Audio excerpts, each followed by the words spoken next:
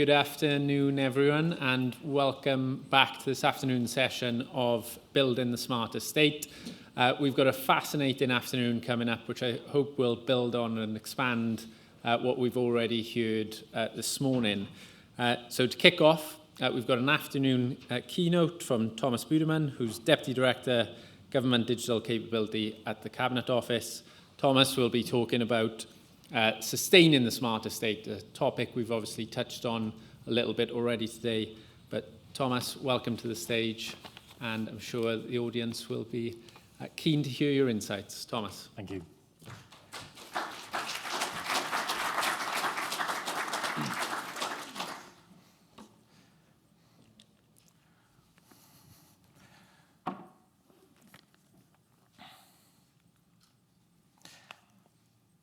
This is the headline that many of us woke up to about, probably, I think this kicked in about end of June, start of July this year.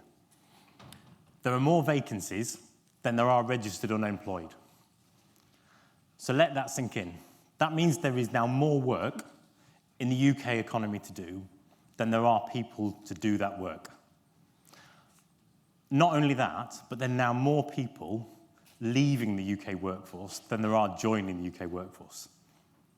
So some of you, that'll be a particularly exciting opportunity. For others, like me, it will fill you with anxiety. Either way, it is a hugely significant shift in the landscape, in the workforce, in the way the UK sort of economy is structured.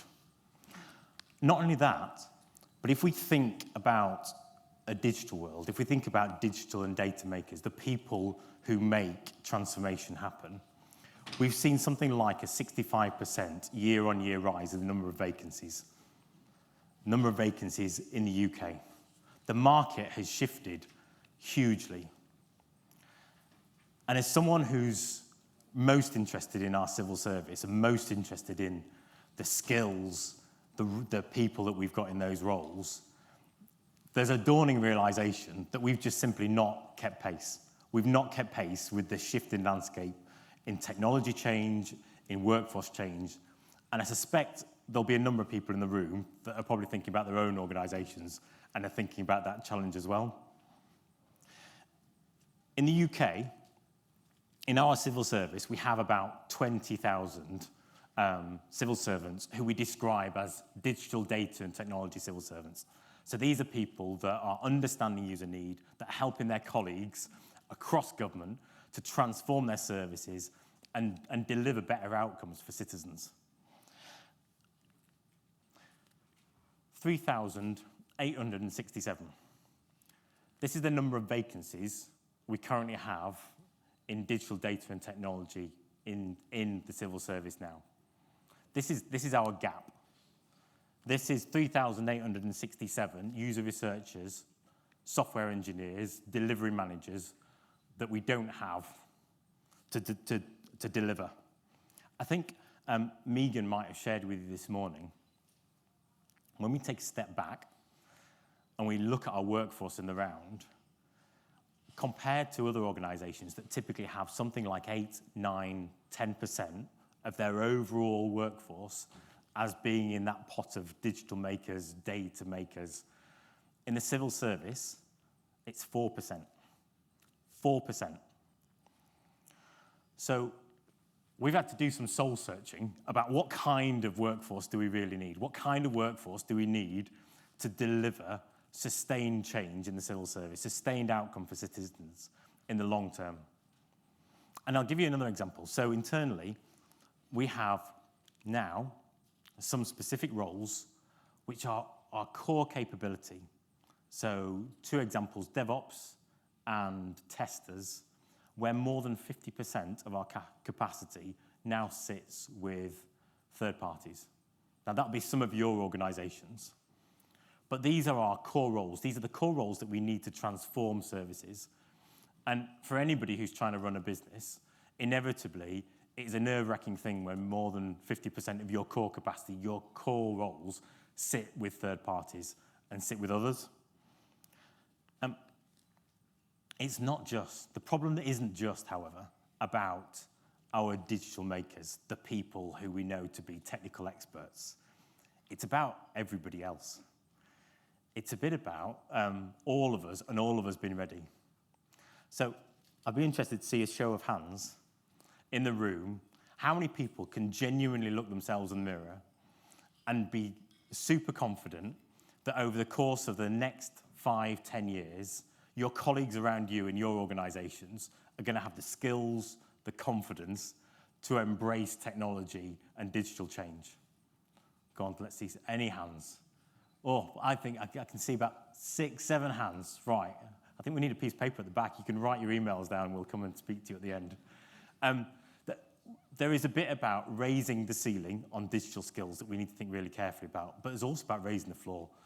We've got a challenge across all of our civil servants. I'm Thomas Beautyman. I work in the Central Digital and Data Office. It's part of Cabinet Office. It was a unit created last year alongside GDS that are responsible for delivering services across all of government, services like gov.uk. And our role, and Megan will talk to some of this morning, our role is to set strategy, assure against that strategy, but also establish catalyst projects that are going to realise a step change in our digital transformation. So you'll be pleased to know we have a plan. We have a plan to address these issues. It's not just my plan. There are other people in the room today that are also embracing this plan. And it's a plan based on probably the very best workforce intelligence we've ever had. We have a better understanding than we ever have about the roles, the people, the priorities, the things that people are working across government. But actually our plan is based on, as much as anything, just some basic truths that we would all recognise. I want to take you back. So about 3 years ago, I joined the civil service. And in my second week of joining the civil service, I got to visit Barnsley Job Centre. Now, you might be thinking, Barnsley Job Centre, that's hardly going to be the hotbed of kind of stimulation around innovation and digital transformation. But I spent about 3 hours at Barnsley Job Centre, and I got to meet a woman called Beverly. And Beverly was a work coach. So for those of you who don't know what a work coach is, a work coach that work in DWP, they're typically responsible for three things: for allowing claimants to get access to their benefits, allowing claimants to get access to services, and in some cases helping people get back into work. And I watched how Beverly, over the course of 2-3 hours, worked through her list of claimants. And every work coach has something like about 120 claimants that they're responsible for. And those claimants are some of the most marginalised people in our society. In some cases, they're people that have really chaotic family environments. They come from quite turbulent communities. They might really struggle to kind of engage with society. But I watched how she, with compassion, with empathy, was able to address and help these users. And she taught me, while I was there, 3 things that stick with me to today. So the first thing she told me about was, I suppose, the value of transformed services. So this is 3 years ago, and she just received her version of universal credit.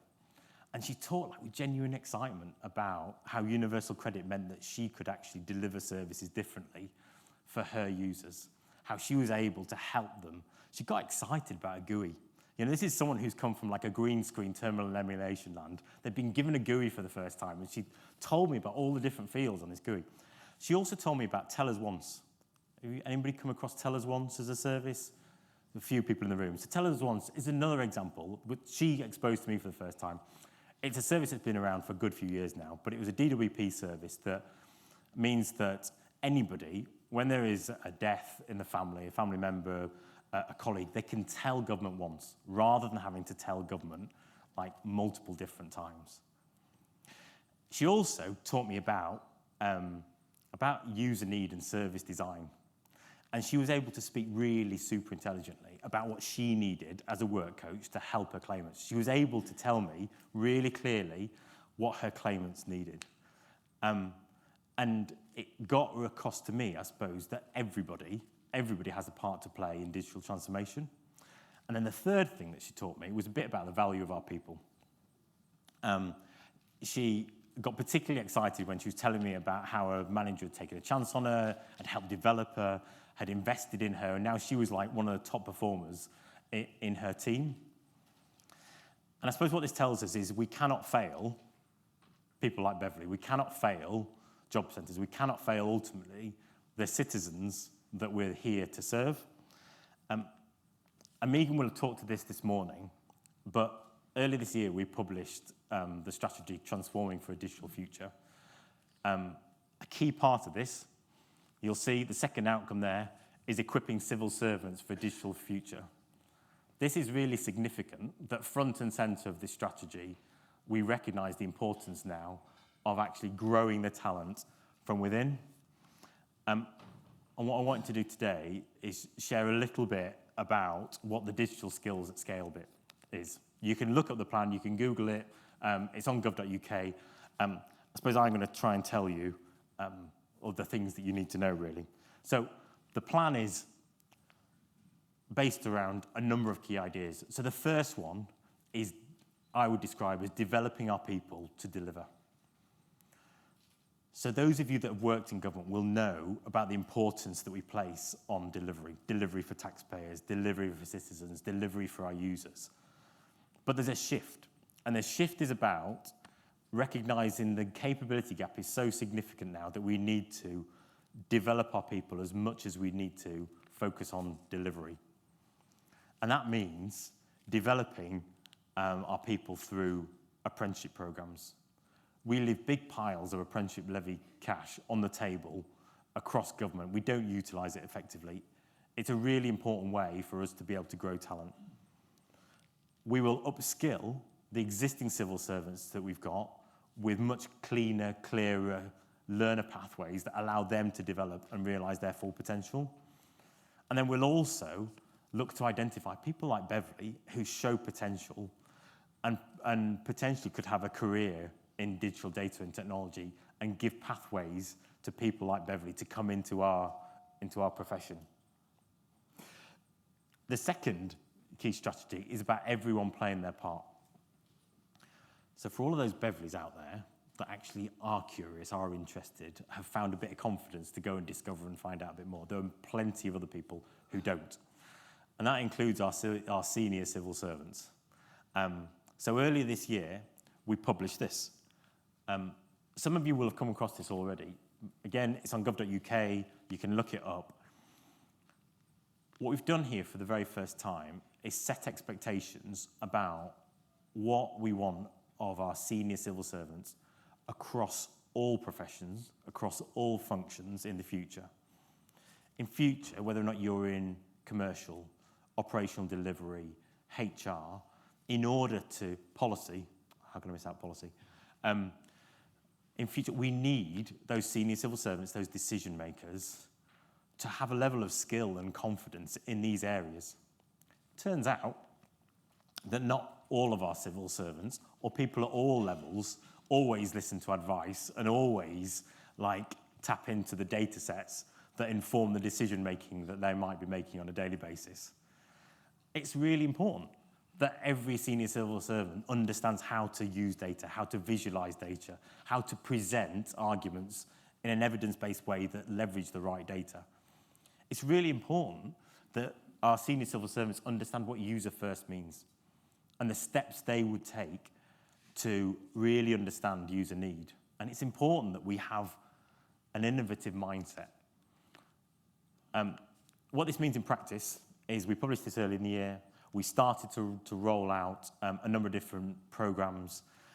Some of you will be aware we've been rolling out an innovation masterclass that's just started. We've had 4,000 people go through a data masterclass. We're about to embark on an autumn of digital learning for senior civil servants, which means we are giving senior civil servants a safe space to come and ask questions, to find out a bit more about what digital and data might mean for them. And over the course of the coming 2 quarters, there will be greater and greater sort of campaigning and upskilling of civil servants across all departments and across all professions in this space. The third key area is inclusion and diversity. And I think what we understand now is it's really critical that every time we invest in growing our capability, every time we invest in either a recruitment initiative or a learning initiative, we test ourselves that it is genuinely going to accelerate us towards a world where we are more representative, we are more diverse, we are more inclusive in our work and in our workforce. And that means hearing those seldom heard voices, genuinely doing inclusive service design. So I've got some colleagues in the room today. So, Matey, will you wave your hand in the air? So Matey over there. So Matey leads on the DDAC capability framework. So those of you who haven't come across it, it's essentially the common definition across all of government for digital data and technology roles and skills. It's used across government. It's used across, I think, local government. And actually, we know of a number of external, very large corporates that reference back to our DDAC capability framework. One of the pieces of work that Matey's done recently is added to that catalogue for the very first time an accessibility specialist. We've never before had an accessibility specialist defined in that catalogue. And now we're recognising for the first time, I suppose, the skills, the aptitude, the perspective that we need of people who are really, really bothered about the skills that you need and about accessibility as a thing. And what's really, really interesting is seeing the ripple effect. So there's been a ripple effect across the rest of government where people are going, so accessibility is now a real thing. And they start to tell you things like, when we buy software, and we might be buying software for some of the people in this room, but typically when we buy software, there are very few cases where it actually complies with the standards that we expect from an accessibility perspective. Some of you will be aware of this. There's multiple legislation that follows the Equalities Act, but now, all of a sudden, we see a ripple effect and people starting to say, actually, no, in future, when we procure, we need to procure in a way that means that we are thinking really explicitly about accessibility needs. The final area is strategic sourcing. So there are parts of government, MOJ, DVLA, that have worked really hard to get a really good balance in their workforce mix. A balance of perm resource, a balance of contingent labour, a balance of managed services provision. It's really important for us as an organisation now that we genuinely make a choice over where and when we use specialist third-party resources. It's no longer appropriate for us to have scale capacity in core roles that we need always outsourced to third parties. So as a government, we need to genuinely think much more carefully about when there is a really strong case, be it standing up resource at short notice, be it bringing in really specialist resource, be it transferring risk to suppliers. But we need to be much more thoughtful, we know, about how we use third-party specialist resource. And the other dimension of strategic sourcing is making sure that when we attract, we give people a reason to join and a reason to stay with us. So that means a wholesale review of our employee value proposition. That means standing up a platform that means that we can represent all of government. And when people are interested in joining the civil service, they can find out about all of the opportunities across government. And to be blunt, it means pay. And there's a lot of work being done at the moment to make sure that we can genuinely pay in a competitive way. It means we can both attract and retain the talent that we've got. So, to sum up, this strategy that I've talked about today, this is the product of so many people's effort. All we are doing essentially in CDDO and with this team and with this strategy is building on so much of the good work that already exists across government.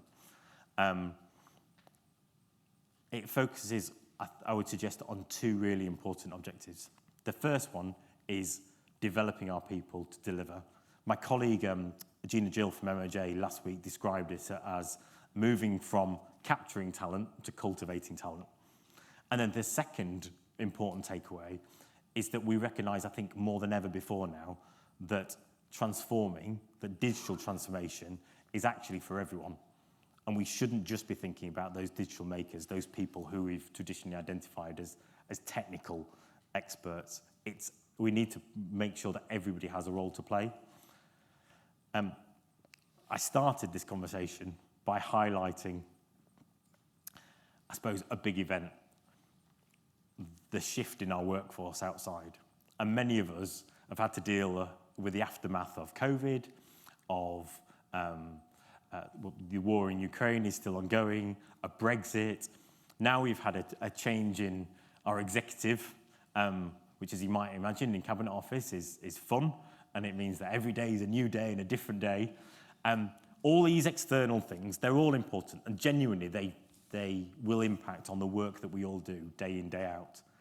I think, though, the difference is right now is for the very first time we have a strategy which has been agreed by permanent secretaries, by CDIOs, which has been built with their input, and it shows a genuine intent on the part of leaders like myself, like others, some of whom are in the room, to, I suppose, take responsibility and lead from the front. Thank you very much.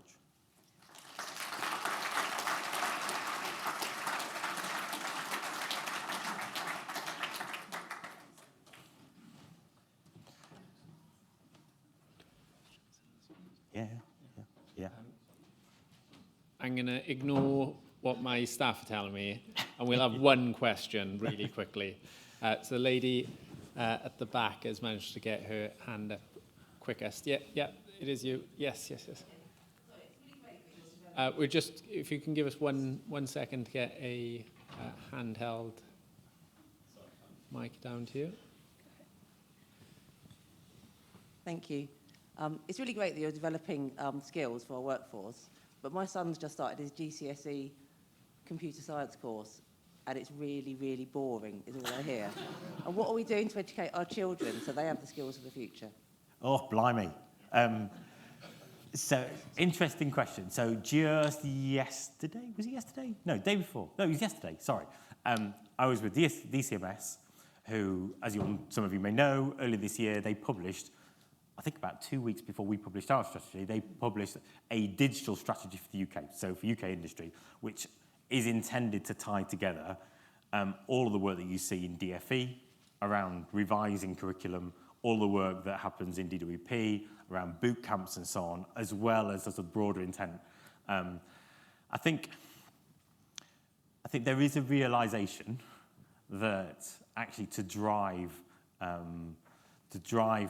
digital skills that are relevant, there needs to be transformation of the way we educate our kids. So I have a daughter, she's 16 years old. To be blunt, she's been put off anything in digital and data because exactly that same perception.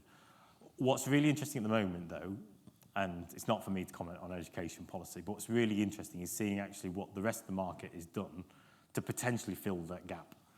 And there's a few people in the room, I think they're involved in some of the programs, but we've seen quite a lot of change over the course of the last 2-3 years, where not only incumbent established apprenticeship providers have started to address and fill those gaps, but also other organisations that traditionally provide learning, universities and so on, and others are standing up as new learning providers.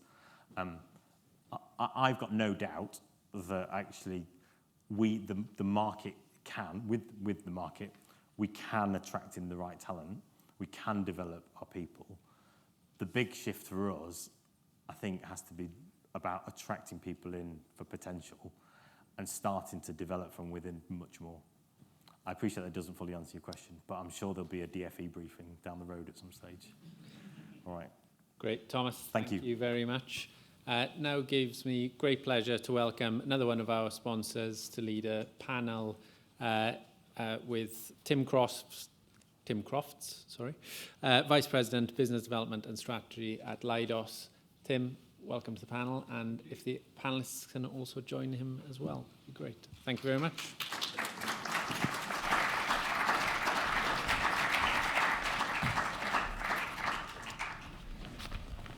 Come and have a seat.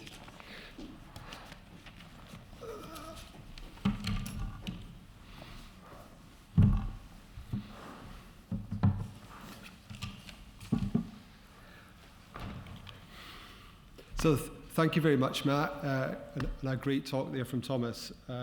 Much to think about from a skills perspective. So great pleasure to be here this afternoon hosting this panel.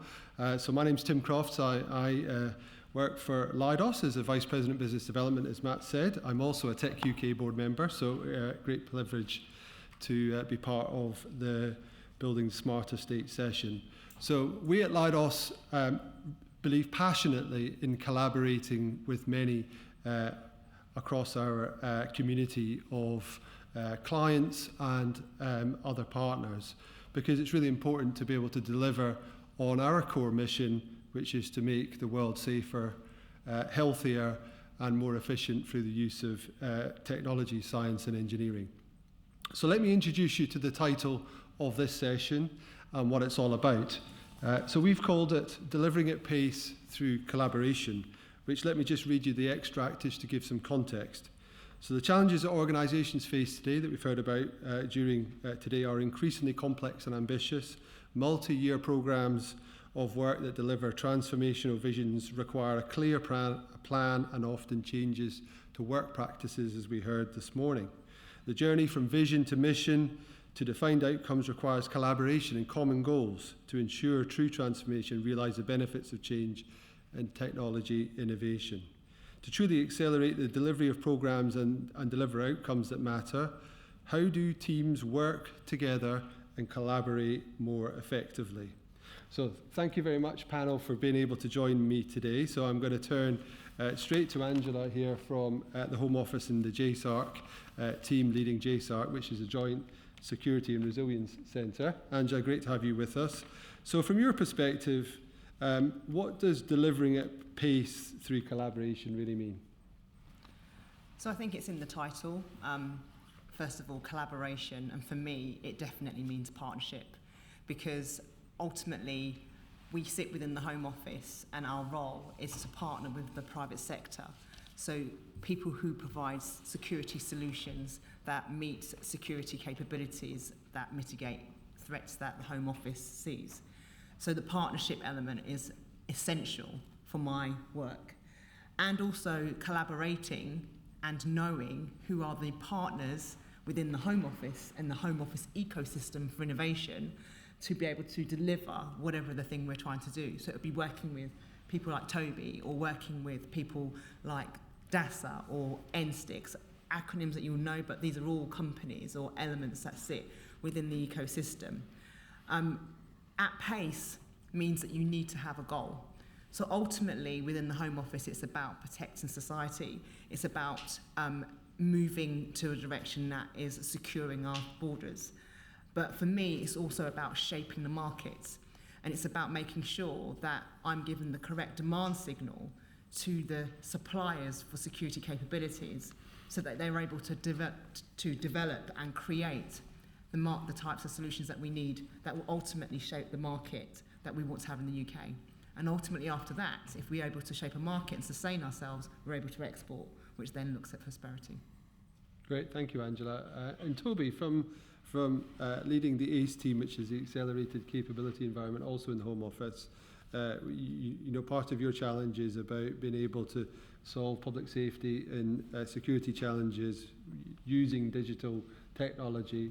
So what does delivering at pace using through collaboration really mean for you? Fabulous, thank you, Tim, and I'm going to build on some of what Angela has said. And I'm going to introduce my own little micro view of economics, which I'm going to call Aceonomics, because everyone seems to have anomics at the moment, so we've got one for a takeaway for you. So thinking about, you know, this thing about delivering capability at pace. So what is capability and what provides for the pace? What gets in the way of pace when it comes to creating an impact or a consequence for a public good or public service? There's a great deal of uncertainty, always. We've just heard about the need to put users at the centre of our digital technologies and solutions, to be very clear about user journeys. Taking a step back from that, when we think about our complex programs that deliver those sort of services, that have to be integrated so that a number of different perspectives or services come together to build an overall consequence or result for the public, we've got to think about the uncertainty about what actually, at a point in time, is the challenge or outcome or mission need. Policies change frequently, priorities change frequently, resource availability changes frequently within the lifetime of definition and delivery and program outcome. Also, the opportunity of supply, not just what it is that we're trying to address, the problem, but also the opportunity of supply changes frequently, because new products, services, research, intellectual property that comes from that, export and import opportunities, business arrangements, they change frequently over time.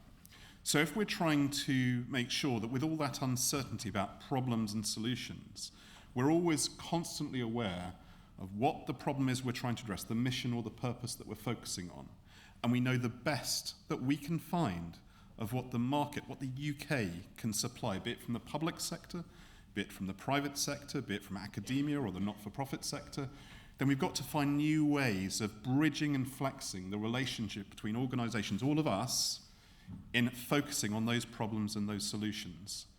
And that's where Acenomics fits in. So the takeaway from me.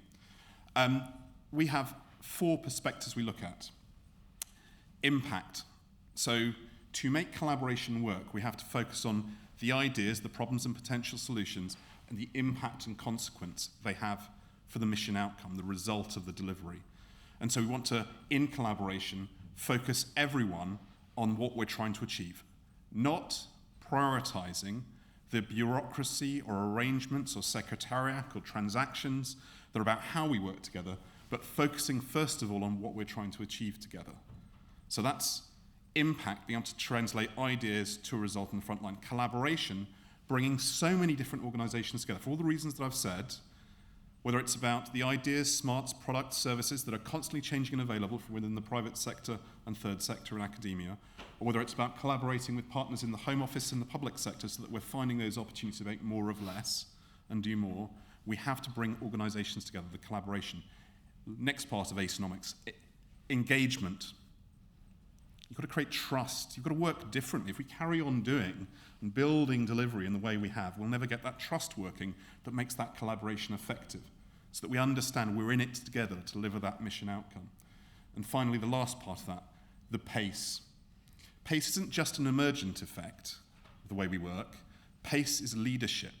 It's about understanding that energy is needed, purpose is needed to convert our drive towards that outcome that we're all trying to deliver with the flex across organizations to get the results that are needed. And that means every day in coming in and focusing on what can we do better? How can we overcome the challenge? How is the decision we're making going to contribute to the mission outcome? So to me, delivering capability at pace is Acenomics, and at the heart of that, for what we do, which is dealing with uncertainty and helping people move through those early stages of capability development, it's about collaboration fundamentally, private sector and public sector working together. Thank you, Toby. You heard it here first. Acenomics. I've got a trademark on that, so I've got the domain. I'm going to have the royalties for that. Thank you. And I'll have the app later. Sorry. So let's change tack slightly. So welcome, Frank. Great to have you here. So Frank is the Chief Executive of the Institute of Collaborative Working, which, for those of you who don't know, is an organisation that's really been established to propel collaborative working as a professional business discipline across many organisations, and many public sector organisations are members and part of the standards there, as are a number of private sector organisations. So delivering at pace with collaboration in your role at the ICW, Frank, what does that mean for you and your members and everyone you work with? Okay, well, I think it's really important to think about what the desired outcomes are. Those of you who perhaps don't know me, I spent the last 30 years working in standards prior to joining the ICW. In fact, I'm phasing into the ICW now as it happens. And we focus very much in the standards world on desired outcomes. And this leads on from your point, I think, Toby, on what the objectives are. So in the Institute of Collaborative Working, what we're really trying to do is to enable organisations to reach the potential they have, to have the organisational capability to collaborate. And many people think they're collaborating when they're really cooperating. And it's that structure that collaborative working and structured collaborative working brings that really makes the difference, helps you focus on those desired outcomes, and actually helps you to be future ready for the challenges that are ahead of us. And it's bringing together that structure in collaboration that really enables you to move forward quickly. And most of the examples that we see in the Institute, and in my previous work life in BSI as well, it's those organisations that have this capability, have the systems, have the structures in place that enable organisations to move forward. And in fact, one of the things that was mentioned today that I think is really important in this area is the labour market at the moment. One of the key things that is a real problem for organisations is the lack of competent resource in many key areas. Collaborating with other organisations effectively is an absolutely brilliant way to access scarce resources in a very efficient manner. And the Institute, again, is very keen to promote that and to make sure that people are making the most of those opportunities. So I think that's, for me, is a key starting point, but maybe we can build on some of those things later. Excellent. Thank you, Frank. You reminded me of the thought process of putting thought and care and planning and structure into any of the things that we do is critical to actually saving you time as you go further down whatever the objective is you're trying to achieve. So good insight there, thank you. So Ros, turning to an industry perspective, obviously you're a colleague of mine from Leidos and you're out there talking to clients and collaborating all the time. What does delivering at pace and collaboration mean from an industry point of view? So what I wanted to do before I started was actually go backwards slightly on collaboration. So I know I've written a lot about collaboration. I'm very passionate about collaboration, but as preparation for this panel, I thought I'd just double check with myself what actually is collaboration. So I went right back to basics and got my dictionary out. So it's the action of working with someone to produce something, or the situation of two or more people working together to create or achieve the same thing. Amazing, okay? I like that because actually, whatever perspective I take, whether it's an industry perspective, a government perspective, or importantly, our citizens looking in at all the services that we're delivering to them, I think we can all recognise the value of collaboration in that very simple context. As I've said, it's something that I'm personally passionate about, and from a Leidos perspective, delivering at pace through collaboration means us working to get the best out of everybody. And when I say everybody, that's working with our customers, so helping NATS make the skies a safer place to fly, helping the Scottish Parliament make Scotland a better place for its citizens to be, working with these guys, ensuring that we're there to support their demand signals in terms of what they need from the market to make our nation more secure. All of that, though, if I take it back to the really basic principle of collaboration, is the action of working with someone to produce something. So then that got me thinking through this and have huge respect for all of the work that's been done in terms of putting appropriate agreements together so we can all collaborate. And actually, I drilled that then back to basics. They said, actually, all of those agreements need a purpose, and everybody needs to be clear on what that purpose is. Therefore, we need communication. And then I thought, okay, that's fine. So I've got my purpose and I've got my communication, fine. So I know what we're doing, great. And then that got me to the final bit, which I think is so fundamentally important in delivering at pace through collaboration, whoever you're collaborating with to do what, and that is trust. Because I think we can have as many different agreements and forums and conversations between all of us, but actually there's a fundamental basis for any interaction and relationship to deliver a successful outcome at pace through collaboration. And fundamentally, I think that's trust in relationships. Okay. Hopefully my industry colleagues in the room would agree with that. Well, perhaps we'll pick that up at the coffee break later on. So thank you for that. It sounds so simple, doesn't it? So one sits here and wonders why we end up with many projects that perhaps don't quite deliver what we expected. So let's turn a little bit to the how. So building the smarter state theme this year has been moving more about the delivery of how things are actually done. So we've given a few examples, but perhaps from each of your perspectives, give maybe another example or two about how you're going about delivering your outcomes, your objectives through working with others. So Angela, do you want to kick us off? Okay, so to think of a couple of examples and one that's currently going on right now. So most of you will know about the Future Borders programme that's running within the Home Office on biometrics and how we can move a passenger through the travel system quicker through identification. So I said right at the beginning, for collaboration for me, it's all about understanding the journey, understanding what the purpose is for the policy drive that's trying to be done, and that is advanced passenger information, and using biometrics to do that. And I also said that for me, it's about making sure that I'm giving that demand signal to the sector, the security suppliers, such as some of you out here, about what government is going to be doing and giving that demand signal as early as possible. So my role is to encourage the policy owners to communicate that as quickly as possible with industry so that they're able to start to produce the types of things that we're looking at. The example I'm going to give you is a trial that we ran in October in Manchester, where it was actually, we've done many trials before, but the difference with this trial was that we used the public to test the technologies. So what I'm doing there is I'm giving the suppliers access to the requirement, to the need that the policyholders have for the thing that they want. But I'm also giving the policyholders an indication of what the market looks like for the things that they need. If we go to the purpose of all this and the end point is policy wants to be able to buy technologies to be able to take a fingerprint or take a person's face at a kiosk so they can self-enroll and get that information before a person travels. They want to be able to have the passenger experience in airports to be much more fluid and comfortable.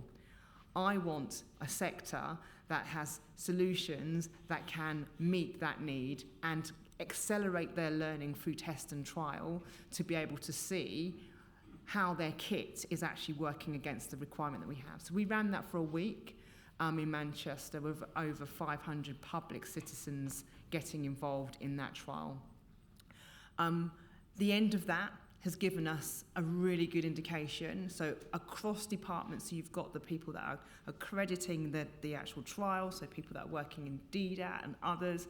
So it's a whole community of not just JSARC, but policyholders and technical people and the public getting involved in shaping a solution that ultimately will not only give us a better experience moving through our transport system, but it will also give us a market that potentially has solutions that are exportable and have us leading partners in the UK for these types of things. So I think that's a true example of how we do that. And I've indicated a number of different things which each person has mentioned here that has resonated today. It's not easy when we start these pieces of work. JSARC has to often take a step back first to check if there's anybody else that's got this very similar policy or very similar capability. And that actually is a good thing. I don't mind stopping and just taking that a month or so to just do that landscaping work, because ultimately we know that we're then moving forward in a direction that collectively has good collaboration and good partnership, but also everybody's bought in, and that's everybody, including the public in this one, to be able to be involved in the trial. So can I just have a slight follow-up question? So in the example you described, which is obviously, I'm aware that's live now and it's something that's people are showing interest in, what would you, if you could describe one thing that you've felt that has made the collaboration successful across all of those stakeholder communities so far, what would you say it was? I think it was convincing policyholders to bring industry in early, because we don't know everything. We sometimes will be producing policies that we think will land. The Defence and Security Industrial Strategy tells us that. And actually, if we bring industry in early, we get insight to actually how to do it better. And then we all end up having the right direction. I'm sure that's a very, very positive statement. to all those in the supply community out there. So Toby, from your perspective of ACE itself as a industry partner and a relationship with industry and a supply chain that goes with that. So I'm sure there's many examples that you've got. Yeah, maybe you could give us a couple. How long have you got, Tim? I'll keep you on your short leash, don't worry. No, keeping an eye on the clock. So I'm going to talk first of all briefly about what it takes to make Acenomics work, and that's the last time I'll mention that, till coffee. I'm going to talk about what it takes to work, and then I am going to turn to 2 case studies. And the first thing I want to say is, though, about the relationship and collaborations between different public sector organisations. And I want to make a point, because it's often an asked question, about the Home Office's role with JSARC and its mission that you've heard described by Angela, and, for example, ACE.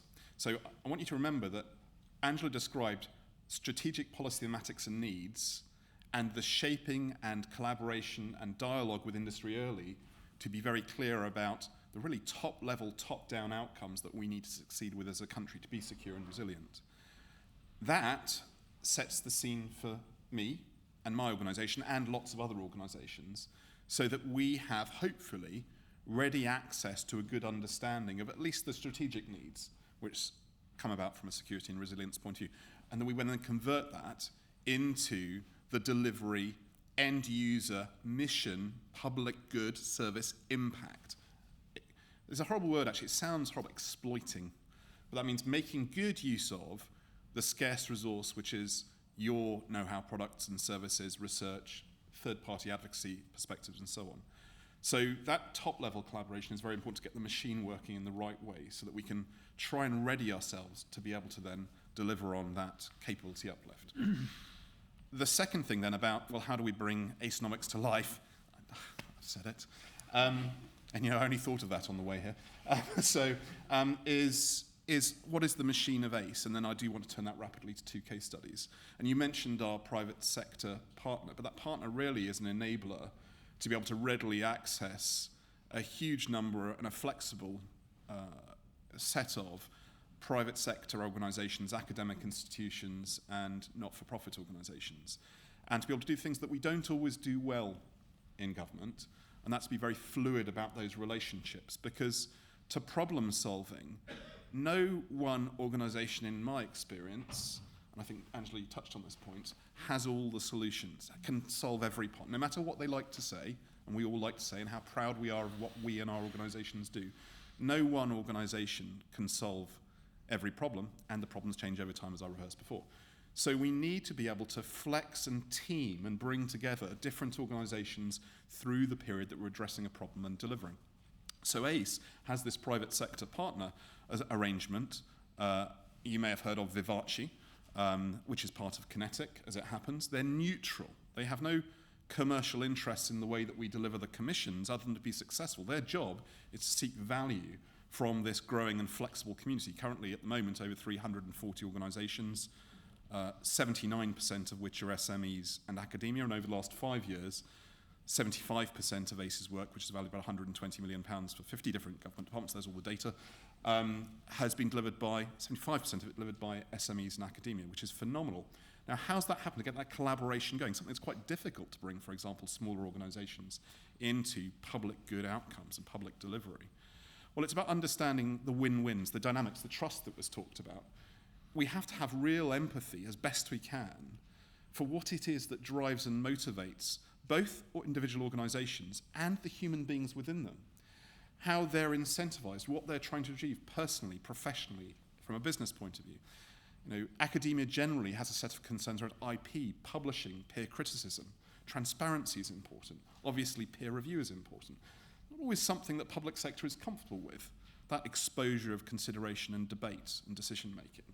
Equally, private sector organisations, for example SMEs, have limited time and resource to be able to engage. Often their IP may be the only thing that offers value at a startup to the business, and they're going to protect it. So giving it away to me under classic conventional Crown IP terms isn't good for the growth of their business. And also they find it difficult to team. So all of that is about the meta of creating a productive community that we trust and understand and can work together with. And our job is to do the facilitation of that. It's to do the teaming. It's to bring in the bright ideas. It's to knock down the barriers, remove the procurement obstacles, be realistic about intellectual property, create business-to-business relationships. That's the meta. Then 2 examples, very briefly, in how this can work. An £18 million piece of work over about 16 months, pandemic response, turning a very narrow scientific and early technology, early TRL domain, wastewater-based epidemiology, into a national specialism for the UK, driven by pandemic need, the need to understand viral loading and use that across the nation and use that in a way that could improve, in that case, public policy around COVID, and then operational and tactical decisions around how to implement different arrangements in different regions and locations, health forecasting, COVID forecasting. That was about bringing together very rapidly, using that system I talked about and recognizing the different disciplines, the different concerns, 50 plus organizations, I think about 8 or 9 of them were major academic organizations, under a common mission where we ran around energizing and connecting and coordinating the delivery to have them deliver right end-to-end from sampling of wastewater, new science applied into new technologies, deployed on the ground in real test situations, all the way through to, which could be, obviously, water treatment works, care homes, airports, lots of different real models to prove and test that we could bring the access to and facilitate. And then turning that into the scientifically provable and technology that could assess the actual viral loading, the data, the assessment of that, and then the sharing of that across in data platforms across the whole of the UK. All of that was only achieved because of powerful collaboration at pace. And that's turned into an opportunity that's now multi-mission, and there is venture capital interest in the IP that's being generated. That's one example of what can really happen when you make this work and realise we have to team together to do to do this. So I'm going to draw a line under this. If you don't mind, I'm going to pause you there, Toby. Yeah, Thank you. It's a really you said great... you'd do that. I'm just giving you the heads up. I'll be available for coffee later. It's a great example, though. So, Frank, you know, over all the years you've been working in the standard side of being able to collaborate, you must have seen many good examples of multiple organisations and stakeholders coming together. Maybe you could just give us a bit of insight into 1 or 2. Yeah, I'd like to, and there's many of them out there. There's the one that you're well aware of, Tim, with yourself and Nats, for example, that has really done enormous amounts. The landing systems, for example, at Heathrow that you put into place, much more efficient systems, which is now being sold around the world, if I understand correctly. Yes. Lots of stuff in the Ministry of Defence, bringing communication systems together so that wherever you are in the world, if you need to be in contact with the centre, you can be at a moment's notice, securely, bringing high-tech organisations together. But I just would really like to go back to something that Angela said a little earlier on. And she talked about bringing industry in early. And that to me is absolutely critical, because I spoke earlier about desired outcomes. If you want to get the desired outcomes, you need to start with all the stakeholders early. So bringing them in early so they buy into the outcomes. Also starts to build something that Ros, I think you mentioned, which was trust. Because there are 4 key things that you need to think about when setting up real collaborative arrangements with people. There is the leadership, there's the context. You can actually have the same group, the same teams, successful on one project, pick them up and move them, and they can fail dramatically if the context changes. So it's understanding the context. There's identifying the ways of working, getting the right behaviours. That follows and brings trust, and then you start to develop a collaborative culture, and that culture is the thing that provides the real deliverables, and that's why you were successful with NATS, where we've seen so many successes, and seen success on the rails and other and in the highway sectors, where they've undertaken projects that have delivered on budget, ahead of time, but you don't hear about them in the news very often because it's much more fun to report on the ones that go behind budget and come in late. Indeed, thank you. Great insight there from you, Frank. So, Ros, turning from your perspective, you must have seen some examples of where either we've worked with other SMEs or other industry partners, as well as working with a government client or other clients. An example or 2 from your perspective. So I'm going to give a couple of examples and then I think give some characteristics that have been apparent within all of those examples.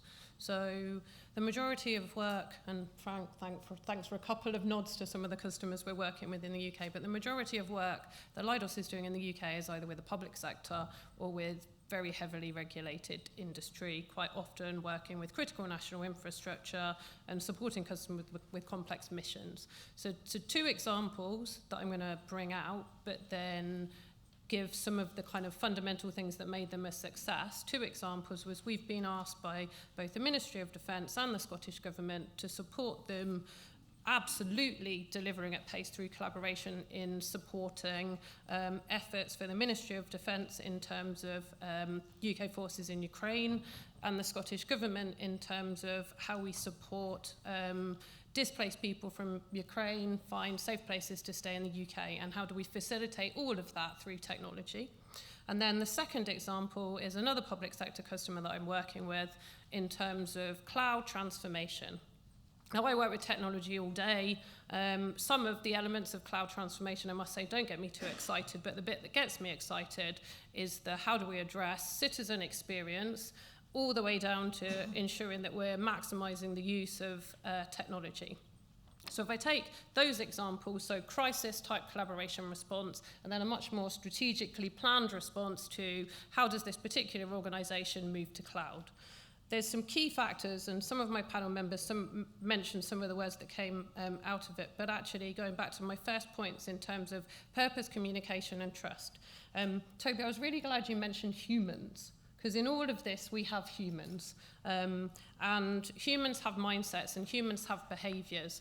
And in the situations that I've faced, actually, a lot of this is around finding a way to articulate a purpose in a way that appeals to everybody. And everybody is your customer, is your partners, to Tim's point, where, and Toby, no organisation has all the answers, I think was my line, but I'm sure others will stake claim to it too. So we work with customers, we work with partners, we work with academia. Within our own delivery, we will potentially have a number of organisations that are operating as part of the supply chain, and it's about how do you articulate and facilitate the value of collaboration in delivering outcomes which are extraordinarily tough and hard, but how do you articulate them in a way that's understood by everybody? So is understood by the director within the public sector organisation that's tasked you with it, but is also understood and adopted by my cloud engineer, whose output is absolutely critical to our success, but actually the reason for him doing what he's doing could be very, very different to the customer that set us on the mission in the first place. So I think mindset and behaviours, trust and communication are the key things that come out of the two examples that I provided. All right, great. Thank you very much, panel. So we're getting close towards the end, I think, just checking my time. So I want to do just a quick summary, and then I think if we've got time for one or two questions. So we've really just scratched the surface, I think, of delivering at pace through collaboration. I think you've heard today about collaborating effectively really isn't easy, but bringing together stakeholders to agree objectives and the approach and the ways of working is critical to trying to deliver your outcomes. And to leave you with Frank's leadership, context and culture, I think is absolutely critical, and the embodiment of trying to deliver at pace. So thank you very much, panel. Could we open up now for one or two questions, please? The chap with the black cap on. Hi, I'm Seb, I'm a reporter at Computer Weekly. So we spoke a lot in this session about building trust between public and private sector organisations, but how do you build the public's trust in those public-private collaborations? I know Angela mentioned the trials, but that's, one example. What else can be done outside of that to kind of engender that kind of trust? Great question, thank you. So let me turn to Angela, if I might. So embodying trust in what the citizen would think about the private and public relationship as part of trying to deliver the mission. What are your thoughts? So I think there's a lot in there about communication and what we actually say. And my philosophy is whenever we start a piece of work, that we understand the impact that it's going to have on the society that we live in and why we're doing it. So the example that I gave you about the trials, that was really sort of, it was involving the public to be helping us shape the strategy of what we're going to do in aviation. But then if you go back to when I first started, and I can see Chris Rampton's in and when I worked with him in SIDC, the Security and Innovation Demonstration Centre, what we were trying to think about there was how we could present grand challenges to the security sector for things that really mattered to people in the public about keeping them safe. So, for example, back in 2016, we were thinking about how could someone move through a crowded place and feel safe, and also be able to identify if anybody had an explosive on them that would take down the whole of the place that we were in. So it wasn't looking for flick knives, it wasn't looking for small things, it was looking for massive explosives or machine guns. And what transpired there was that when we started to think about how we could look at solutions there, when we went to places like the O2, or we went to the National Gallery, or we went to Arsenal Football Stadium, what the O2 was really interested in is how that trial was actually going to keep their people who were coming to watch concerts safe. That was his main point and his main communication as to why he wanted to get involved in the trial. So just going back to comms, it's by showing that actually we do care and that we're actually doing projects that are actually going to keep our people safe and tangibly come up with ideas that people can actually be part of and witness the work of the Home Office. So that's what I can think of at this time. Thank you for the question. One or two more? Georgina, down at the front. Hi, Georgina from Market View. Oh, sorry. Thank you. Obviously, some of the most complex challenges in government involve multiple stakeholders across various different areas of the public sector, from health to police to education, particularly some of the more local challenges.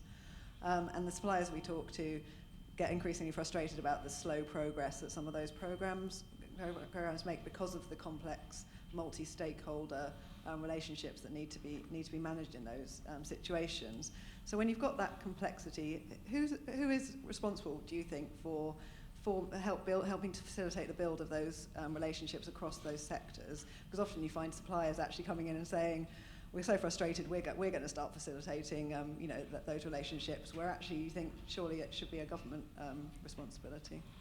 Okay, thank you for the question. So I'm going to ask for two quick answers. I'm going to ask for one from Toby and then one from Frank on the same question, please. So Toby, your thoughts, please. So spot on. One of the problems that gets in the way of exhibiting that leadership is the friction and concern between different organisations, not just across sectors, but even, say, within the public sector, different outcomes and priorities that need to be achieved. One approach to that is remembering to keep people focused on the result that we're aiming on, first of all, so that's very clear in all the dialogue that happens.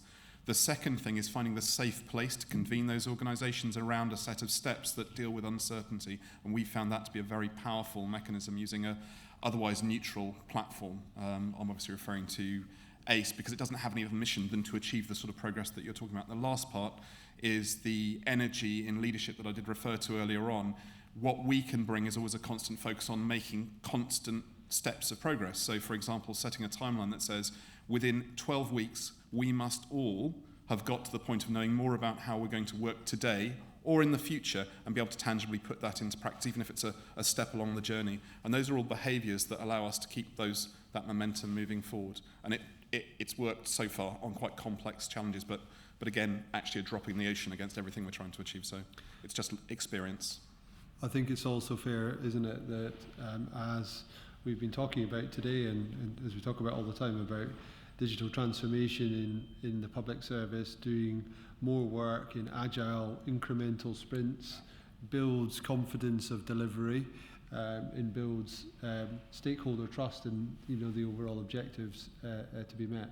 So Frank, just close us off on that question from your point of view, please. I'll use a couple of words here. I think transparency is really important. But I think there's a cultural thing as well. And in many occasions that I have seen, I've seen collaborative tenders being put out, or people asking for collaborative behaviours, and they say, we want you to collaborate, not that we want us to collaborate. And that's the key thing for me. If you're leading this, whichever department it is, you have to be part of that collaboration. You have to be the, if you like, the leader and setting the culture. If you achieve that, you'll have a greater success and you'll get there a lot quicker. And you'll also get one of the real benefits of collaboration, which is innovation, which won't come if you don't set that leadership and that culture in the first place.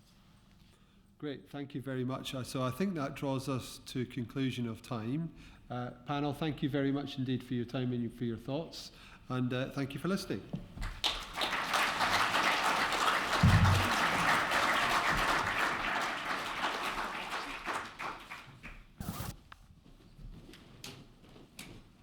Oh, I guess I'll sit here. Thank you. I'd like to invite Tom Reed to come. Ah, perfect. Please come.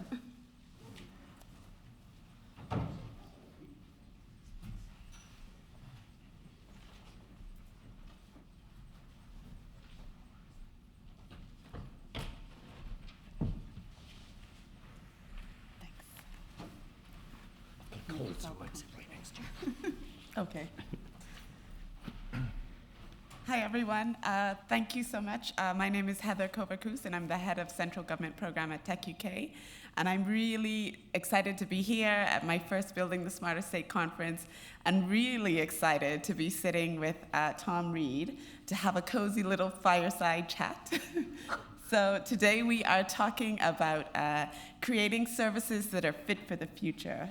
And so I think to kick off, I'd really like to hear your thoughts on what digital government looks like in the next 5 or 10 years or so, and what's really what you're excited about for digital government. Yeah, absolutely. Sorry, I'll just get some water. Sure. My kids have given me a cold.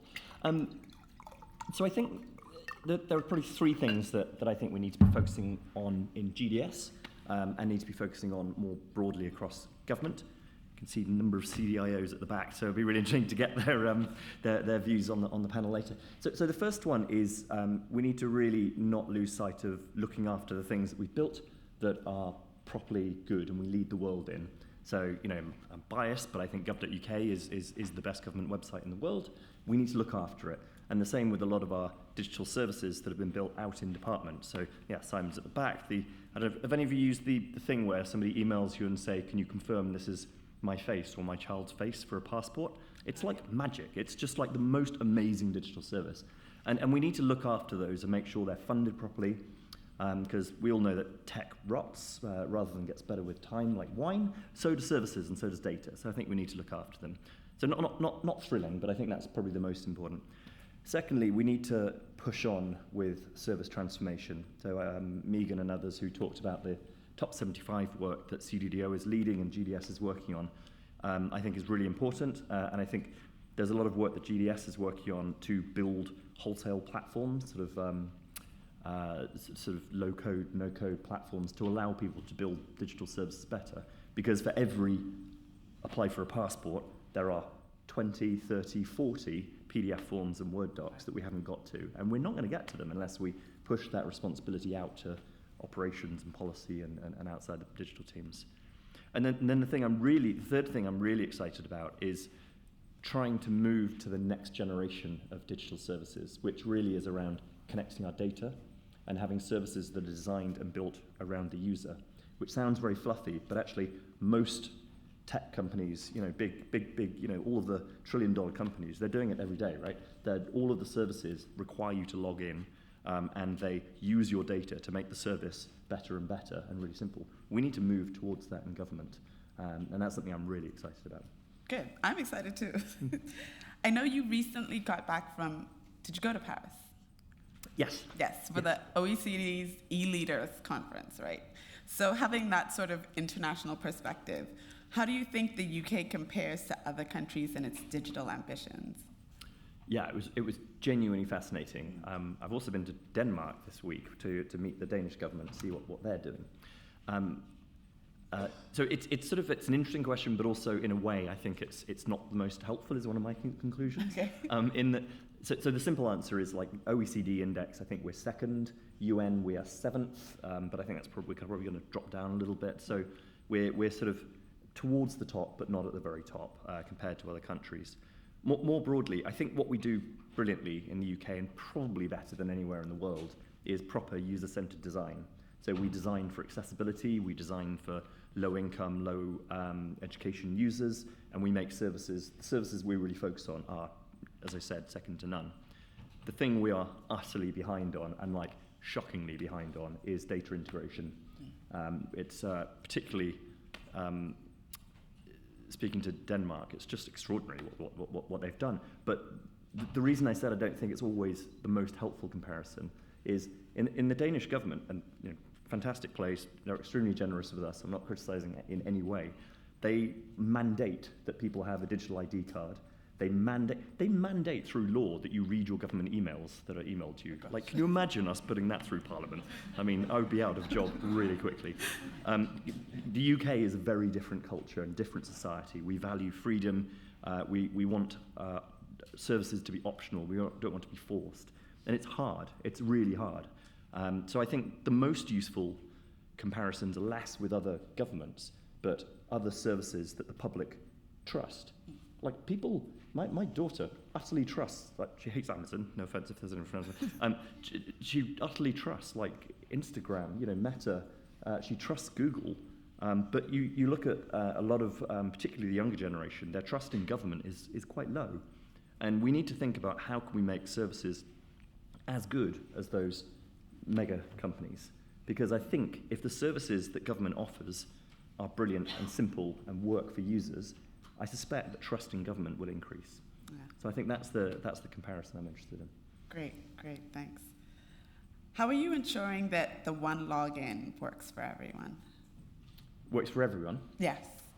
Isn't that the plan? Yeah, no, Okay. Absolutely it is. And it sort of goes to what I was saying. So gov.uk One Login is our single way for people to log into government services. We say a single way for people to prove their identity, and we'll be building an account as well where you can see some of your data. It's really genuinely hard for reasons I was just explaining. So there's something like, I'm going to get my numbers wrong, something like 7% of people in the UK have no form of photo ID. A third of us don't have any driver's license. Don't have a driver's license. Around, I think 20%, 22%, if anyone in the audience knows better than I do, don't have a passport. And so, the difference from, as I said, Denmark and Korea and Singapore and these countries that are ahead of us on the thing, we need to make sure that they can prove their identity as well. So it's really hard. And the way we're doing it is we're not treating it as an add-on or a side issue. It is front and center. So there needs to be ways for all of those people to prove their identity. Some of that is using the sort of things we've had before with Gateway and with Verify, where you get asked questions, when does your mortgage go out, or how much have you got in your bank account, and that sort of thing. Some of it, for people who do have passports and driver's licenses, we'll be using those. And then we're looking at options for others. One option we're looking at is social vouching. So, broadly, that's how identity works in the UK. It's kind of how the passport system works, right? It's social vouching. I say that you are who you say you are. I tell the government my details, and so I'm sort of complicit. So we're looking at whether we can do social vouching. Not sure yet, as a way to prove our identity. We're looking at working with DWP, with HMRC to use government data sets. So maybe you don't have a mortgage because you've got a really low income. But if so, maybe you have universal credit. And we know a lot about you from that. So we're looking at many, many, many different ways is the short answer to a long question. There is no single way of doing it. So what kind of material difference do you think it will make to people's lives once that sort of goes live and like that? You know what I mean? Like once one login is in place, what sort of will the average citizen sort of feel a difference in their interaction with government? I think they will. In the very short term, I think it's just about removing a number of friction points. There are tens and tens of ways of logging in, and people have many. I've got like 5 government gateway IDs. I don't know anyone else. It's a friction point of trying to access things, and I think just making that work in the same way, as I said, you would expect from the BBC or from Google or from one of those, just makes people's online journey much, much simpler. They can prove their identity once, rather than every time interacting with government, they have to do it again. So I think there's a friction point. I'm much more interested in the future, though, what it can unlock. Because when you have one login, one single way of logging in, you can start, optionally, if people choose to, connecting your data across government. And eventually, I'd like to see if we can get to, automated services. I'd like to see if we can get to the point where government's saying, based on what we know about you, you're eligible for this. Would you like to apply for it with one click? Because we've already got your data. So instead of, at the moment, you have brilliant services and brilliant forms on gov.uk, but everyone you go to is like, hey, stranger, what's your name? What's your date of birth? Like, I do this every time. Yeah. So it's about making things, removing the friction. But as I say, I think there's a potential long-term vision there that is about automated services. And that's really exciting, I think. I think so too. I think I'll pause here and see if anyone in the audience has any questions and wants to. Can we have a mic down here in the front? Thanks, Ileana. Hi, Tom. Patrick King, CGI. Ever thought about bribery as a way of getting the public to actually take up common identity systems? We kind of do it with DVLA, for example, with driving license and tax incentives when you tax your vehicle. Supposing we were to give people discounts on government services, like get something off on your next passport renewal or on your next driving license renewal or your next MOT or something along those lines, which is exactly what the private sector do with their media entity. It's a really good idea, and not something we've looked into at all. I'm seeing 100 people saying no, but it's not something we've looked into at all. I mean, 10 years ago, if you had one of these sessions, everyone would be talking about nudge theory, right? And so that's really what you're talking about. So I think we should look into things like that. But no, we haven't looked into it at all yet. I like it a lot. Anybody else? Any other?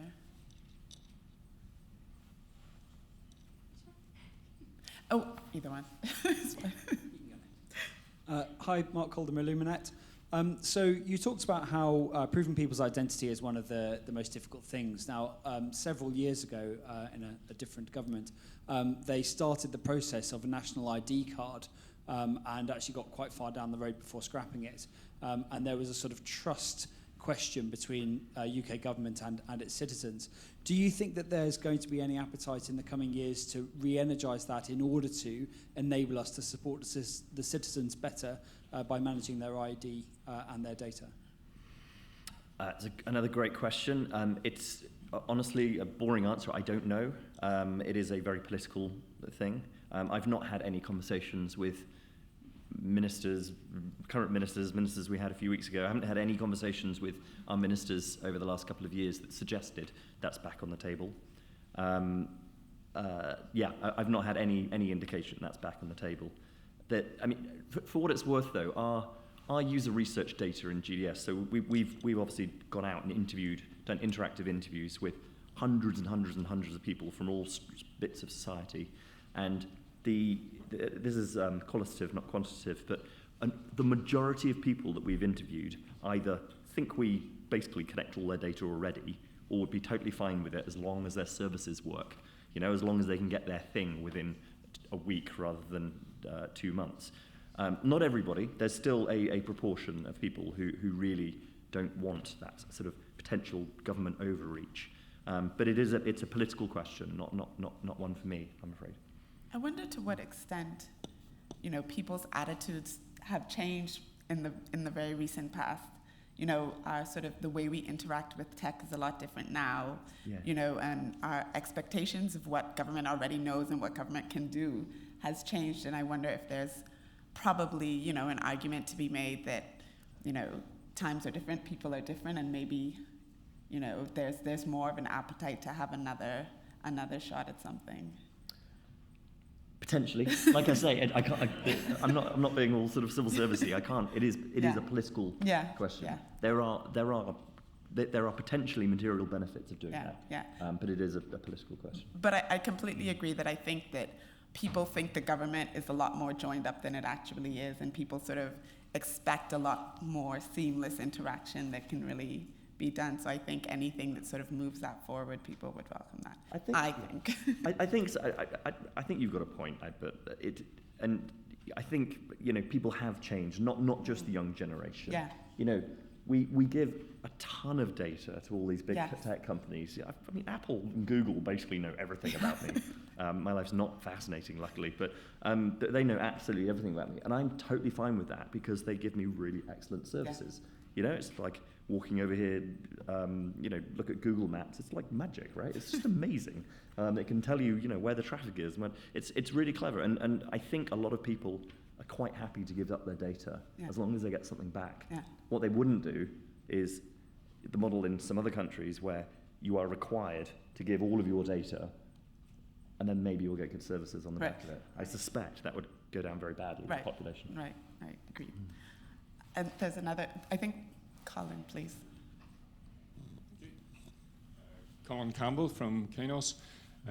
Tom, what's the extent of the legislative challenge around the data access to allow that smoothing of user journeys across departments and make those user journeys so seamless? Yeah, so we're most of the time data sharing between departments is broadly fine under GDPR, but you usually need to get MOUs in place between the two departments. And if you do that at scale, it's exponential, right? It's really, it's a big overhead. So for the one login program, we're trying to get some secondary legislation through to allow data sharing between departments for the purposes of identifying you digitally. So that will be going through Parliament. Again, Helen at the back, who was in Denmark with me from Net Company, might have a view on this. It was the other thing the Danish government did, which is just extraordinary, is everything is legislated. So like when they put in a new IT system, they put a bill through Parliament that demands every other local authority and central government department uses that service. It's like, I don't know, Simon and Paul and others. You can't imagine you'd love that if we did that from the centre, right? But it's a very different style of government where using legislation to drive internal service efficiency and that sort of thing. So we're doing as little as possible. We're trying to work within the law at the moment, but with that slight tweak. Thank you. I think we have one final question down at the front. Thanks. Mark Say, UK Authority. Just wonder, when one login is in place and ready to use, are there any plans for a public information campaign to let people know about it and what they can do with it? And I'm asking that because I'm very conscious of what happened with Verify. I think the vast majority of people had never heard of it, didn't know it was there. Probably is the answer. We're just starting to look at that because one of the things we've found is we've got more demand than we expected. Let me put it that way, from departments and agencies who want to go early on one login. They want, particularly around the simple bits, the single sign-on. They want to go early and use that rather than build their own. And what we don't want is for that just to really confuse the citizen, because what is the link between renewing your driving license and, I don't know, applying for benefits? We need to make it really clear to people, like we did with gov.uk, that this is one sort of look and feel, one way of interacting with government, but it doesn't necessarily mean that we're doing something evil in the back end and connecting all of your data for nefarious purposes. So, long answer again, sorry, to a short question. I think we will do some public campaigns, but I don't have the details of that yet. It hasn't been planned out yet. Great. Thank you so much. Unless it's really a burning question, which I'm not seeing any desperate hands. So thank you so much for your time. This was a really interesting and great conversation. And I'm excited. Thank you. Thanks so much. I think my last task now is to let everyone know we're up for a break. And we will return at, I didn't write that down. What time, Georgina? 20 minutes past, so 20 past 3. Thank you, everyone. Thank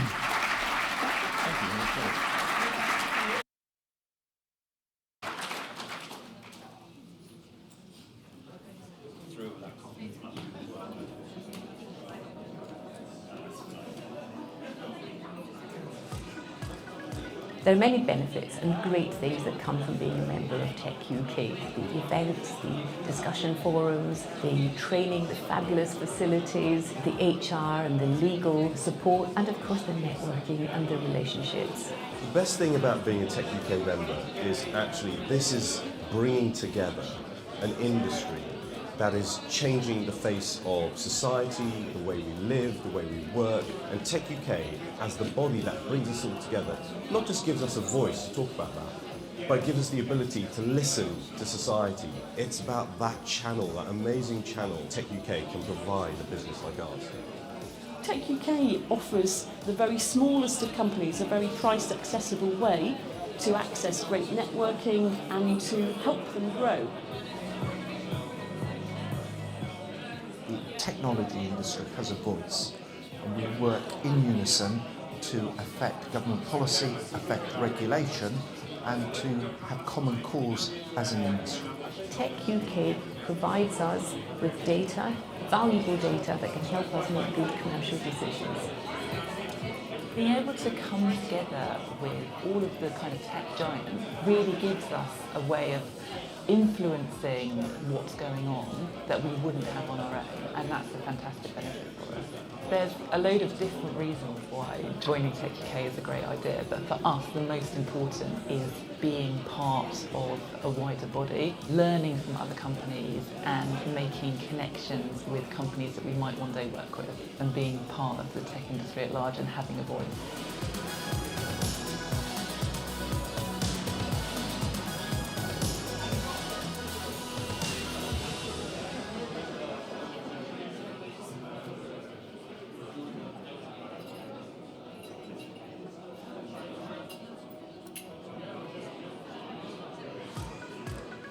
There are many benefits and great things that come from being a member of Tech UK. The events, the discussion forums, the training, the fabulous facilities, the HR and the legal support, and of course the networking and the relationships.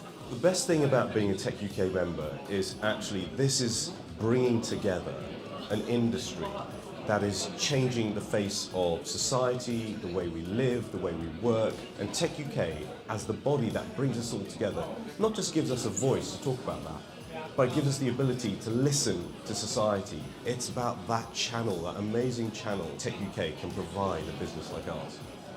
Tech UK offers the very smallest of companies a very price accessible way to access great networking and to help them grow. The technology industry has a voice, and we work in unison to affect government policy, affect regulation, and to have common cause as an industry. Tech UK provides us with data, valuable data that can help us make good commercial decisions. Being able to come together with all of the kind of tech giants really gives us a way of influencing what's going on that we wouldn't have on our own, and that's a fantastic benefit for us. There's a load of different reasons why joining Tech UK is a great idea, but for us the most important is being part of a wider body, learning from other companies and making connections with companies that we might one day work with, and being part of the tech industry at large and having a voice.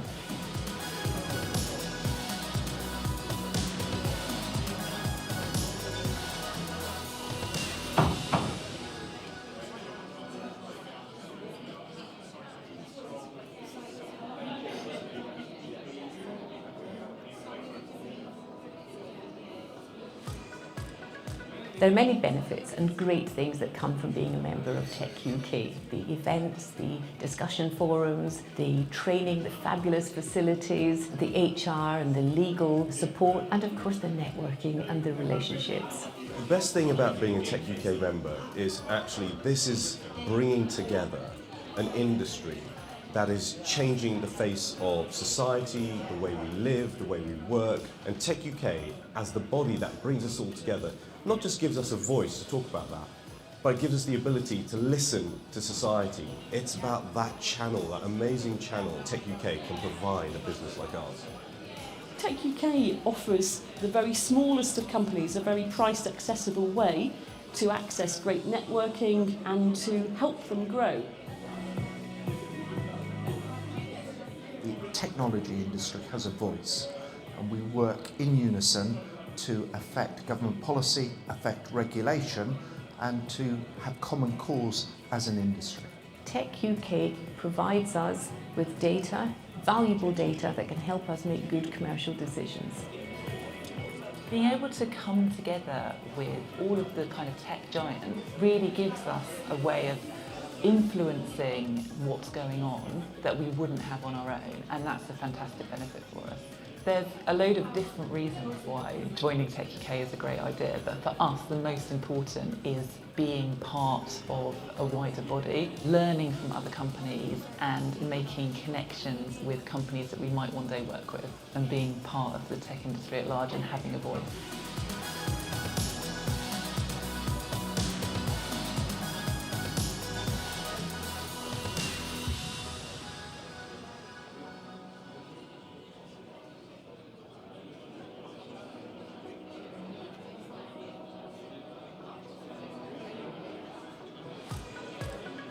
There are many benefits and great things that come from being a member of Tech UK. The events, the discussion forums, the training, the fabulous facilities, the HR and the legal support, and of course the networking and the relationships. The best thing about being a Tech UK member is actually this is bringing together an industry that is changing the face of society, the way we live, the way we work, and Tech UK, as the body that brings us all together, not just gives us a voice to talk about that, but it gives us the ability to listen to society. It's about that channel, that amazing channel Tech UK can provide a business like ours. Tech UK offers the very smallest of companies a very price accessible way to access great networking and to help them grow. The technology industry has a voice, and we work in unison to affect government policy, affect regulation, and to have common cause as an industry. Tech UK provides us with data, valuable data that can help us make good commercial decisions. Being able to come together with all of the kind of tech giants really gives us a way of influencing what's going on that we wouldn't have on our own, and that's a fantastic benefit for us. There's a load of different reasons why joining Tech UK is a great idea, but for us the most important is being part of a wider body, learning from other companies and making connections with companies that we might one day work with, and being part of the tech industry at large and having a voice.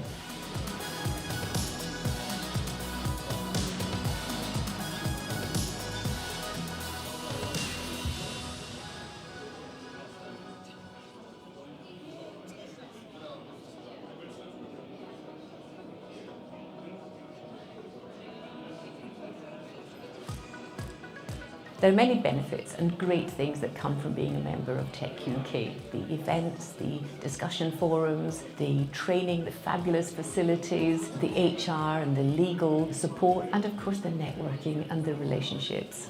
The best thing about being a Tech UK member is actually this is bringing together an industry that is changing the face of society, the way we live, the way we work, and Tech UK, as the body that brings us all together, not just gives us a voice to talk about that, but it gives us the ability to listen to society. It's about that channel, that amazing channel Tech UK can provide a business like ours.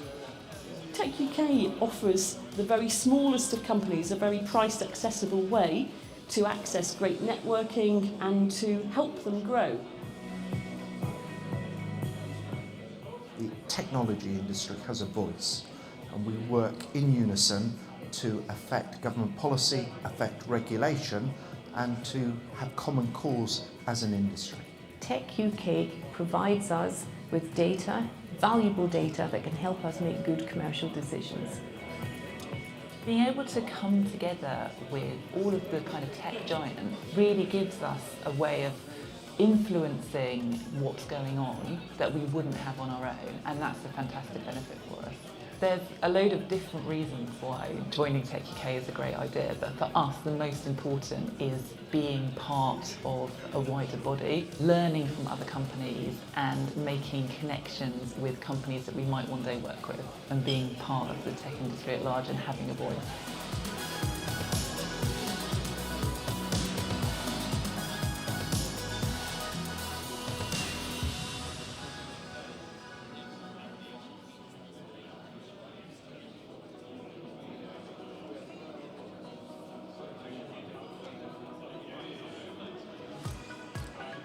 There are many benefits and great things that come from being a member of Tech UK. The events, the discussion forums, the training, the fabulous facilities, the HR and the legal support, and of course the networking and the relationships. The best thing about being a Tech UK member is actually this is bringing together an industry that is changing the face of society, the way we live, the way we work, and Tech UK, as the body that brings us all together, not just gives us a voice to talk about that, but it gives us the ability to listen to society. It's about that channel, that amazing channel Tech UK can provide a business like ours. Tech UK offers the very smallest of companies a very priced, accessible way to access great networking and to help them grow. The technology industry has a voice, and we work in unison to affect government policy, affect regulation, and to have common cause as an industry. Tech UK provides us with data, valuable data that can help us make good commercial decisions. Being able to come together with all of the kind of tech giant really gives us a way of influencing what's going on that we wouldn't have on our own, and that's a fantastic benefit for us. There's a load of different reasons why joining Tech UK is a great idea, but for us the most important is being part of a wider body, learning from other companies and making connections with companies that we might one day work with, and being part of the tech industry at large and having a voice.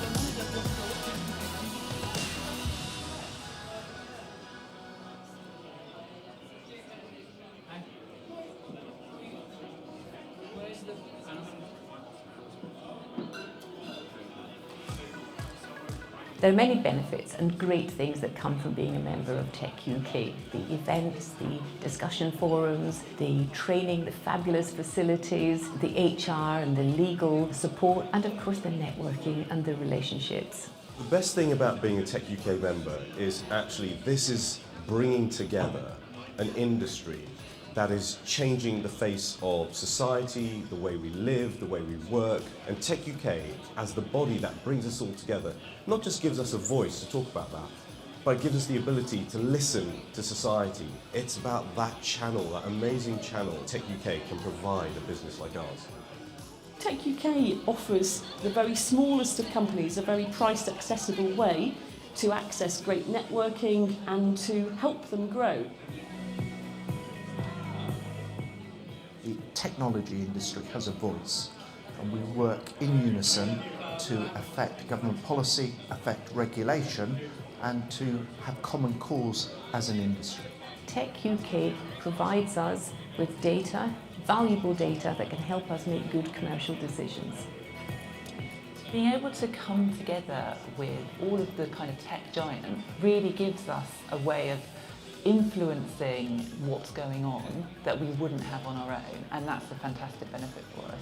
There's a load of different reasons why joining Tech UK is a great idea, but for us the most important is being part of a wider body, learning from other companies and making connections with companies that we might one day work with, and being part of the tech industry at large and having a voice.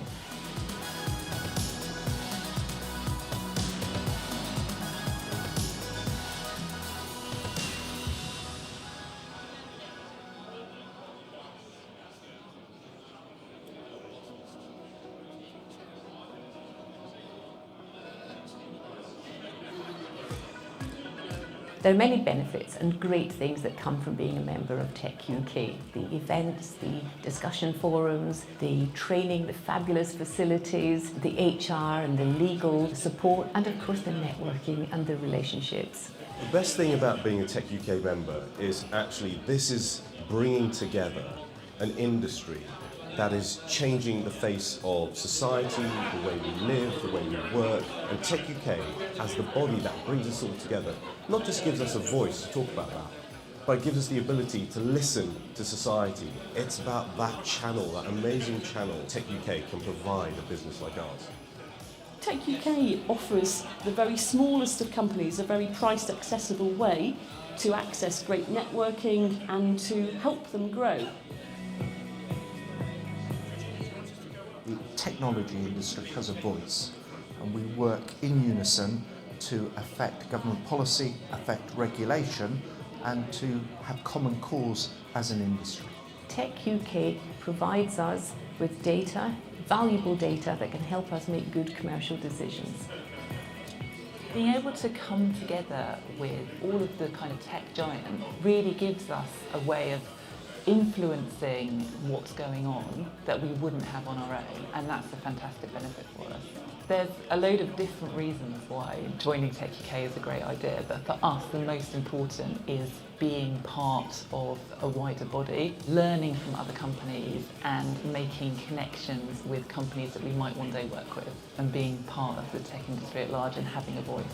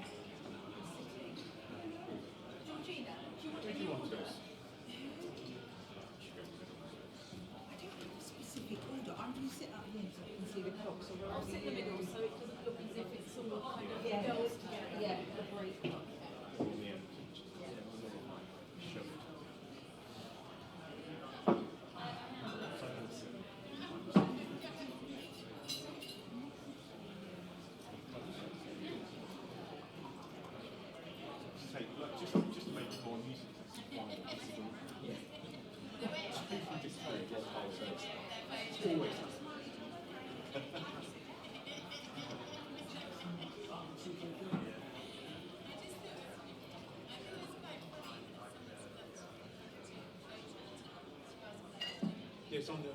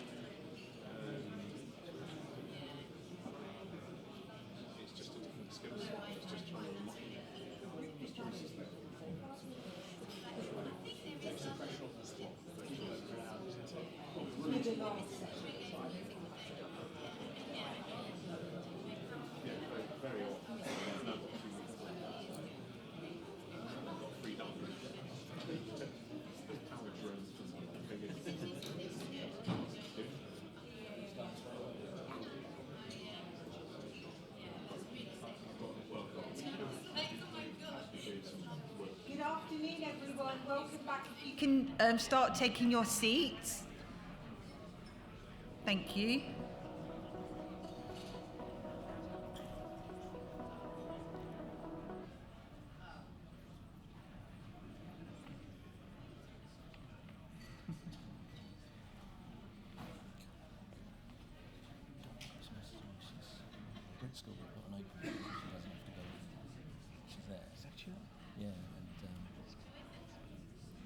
Seeing if we were sitting under our faces, but no.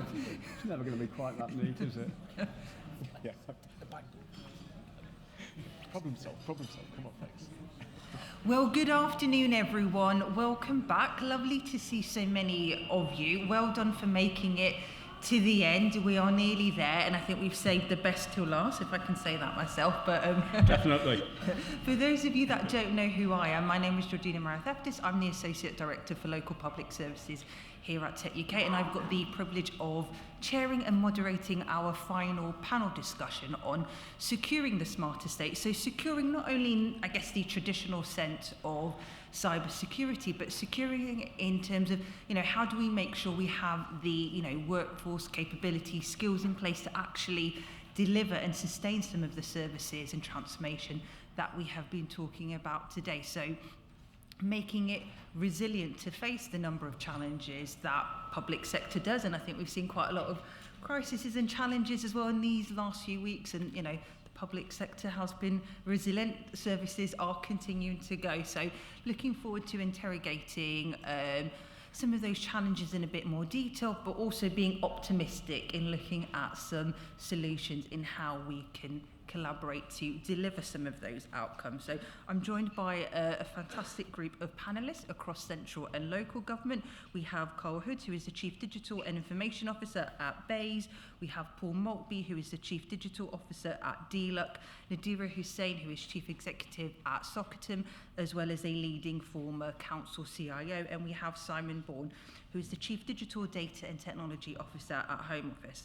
So I think it's great that we have so many CDIOs across government and local government. So I thought, well, I've got them together in a room. I thought I'd like them to introduce themselves in a bit more detail. But before we begin the discussion, I'm keen to know, what is that one thing that keeps you up at night? Obviously in a professional setting, so keen to, what is that? And I think that can help steer the discussion as well. So I think, if I start with you, Carl, and then we'll finish up to Simon, that would be great. Yeah, sure. So the non-work related one is actually mice that seem to have got into my loft, which are really, really bloody annoying, but I'll solve that one another day. I think for me it is around resource and capacity, less so capability. I think we've done a pretty good job over the last 4 years about building up capability, and it really is a capacity issue we've got now, just to deal with the demand pipeline that we've got, which is why we're looking again at our kind of procurement and sourcing strategy and what we can build as part of an ecosystem. Thank you. Well, I suppose for me, in DLUC, obviously I've got this slightly twin role in a way. So we've got the department itself for all the things that we do there, but also the relationship to local government, which has been really interesting to see how that's changed over the last few years. And I'd say for this audience, one of the things that does keep me awake is about the state of the local government digital software market. And I mean market, not just suppliers, I mean the demand, and maybe sometimes even more on the demand side than the supply side. But helping that arrangement evolve and mature and develop in a more modern way is no easy task. Nadira. Does it have to be one thing? No. Because I think the This list is a safe space, yeah. I actually, there are a couple of things. There are definitely the issues that we are collectively facing around attracting talent, recruitment, retention, developing a talent pipeline, succession planning. There is issues around the ethical use of emerging technologies and data. But for me, it's very much not forgetting the bigger picture. Why are we here? And actually, it's here because we have to serve the most vulnerable people in the communities that we live. And that, for me, has been highlighted again this week, when my mum's had a fall earlier on Monday. 48 hours in A&E. strewn corridors with people, lack of capacity, back to the people, skills, capability, lack of capacity to deal with incoming patients. And actually, I can see a deja vu where my dad passed away just before Christmas, where the lack of connection of data, inappropriate skills and capabilities meant that I was dealing with 8 sets of health and care people who asked for the same repeat data, whether it was an OT, whether it was a district nurse, whether it was a mental health assessment. So we are forgetting the bigger picture. Why are we here? We're here to utilise our technologies and data to provision for the people who need it most. Exactly. Simon. So it's difficult to follow that. Now, let me give you the really obvious front-of-mind answer, because no one else has. Both the challenge and the fascination of the Home Office is just the breadth of critical national capabilities that we operate, from borders to migration to passports to homeland security to all the national policing systems. So there are so many critical systems there, and I'm proud of the way the team keep them running and keep them secure. And not surprisingly, what could keep me awake at night is having a catastrophic issue at the wrong time. We had huge focus this summer on making sure our UK border worked well from a digital tech point of view, and the team did a brilliant job, and I'm really proud of that. The big crisis in the media was in Dover, but a French-operated service. So what keeps me awake at night is the UK border equivalent of that, and thank you to those of you here who are supporting us in that space. It's very important. Thank you all for sharing that with us, and I think there's definitely those commonalities around resource and capacity, and I think Simon, Nadir, in terms of what you've mentioned, kind of people at the heart of that, and in terms of, you know, making sure what we are delivering meets those needs of the users is really important. And often technology is the easy bit, and I think that's something that's been clear today. So I think we'll pick up various elements of that throughout the discussion, but I just want to go back to the Transforming for a Digital Future 2022 to 2025 roadmap for digital and data, which probably feels like a lifetime ago, since so many things have happened since that was published. But if I can start with you, Simon, just to get your thoughts in terms of what does that strategy mean to you, kind of what elements of it are you focused on, and how are you using that to kind of embrace and deliver change? Okay. So the first thing I'd say, Georgina, is that that's a strategy that we collectively own across government. This wasn't something that our friends in CDDO came up with in isolation. We co-created it, and we iterated it so many times through our senior CDIO conversations. So it's something that I think resonates with all of us. And the strategic themes there, to be honest, that was the strategic direction we were already driving at the Home Office. Nothing there is radical, it's new, nothing is unexpected. It is just that common sense focus on transforming the service, on driving a better way of delivering digital transformation, on making sure you have modern, secure, effective, efficient technologies. You could go on, but all of those, none of them, they're all equally important. They all resonate with, to be honest, what is probably a 5 to 10 year digital transformation journey we're driving at the Home Office. But we are aligned with each of them.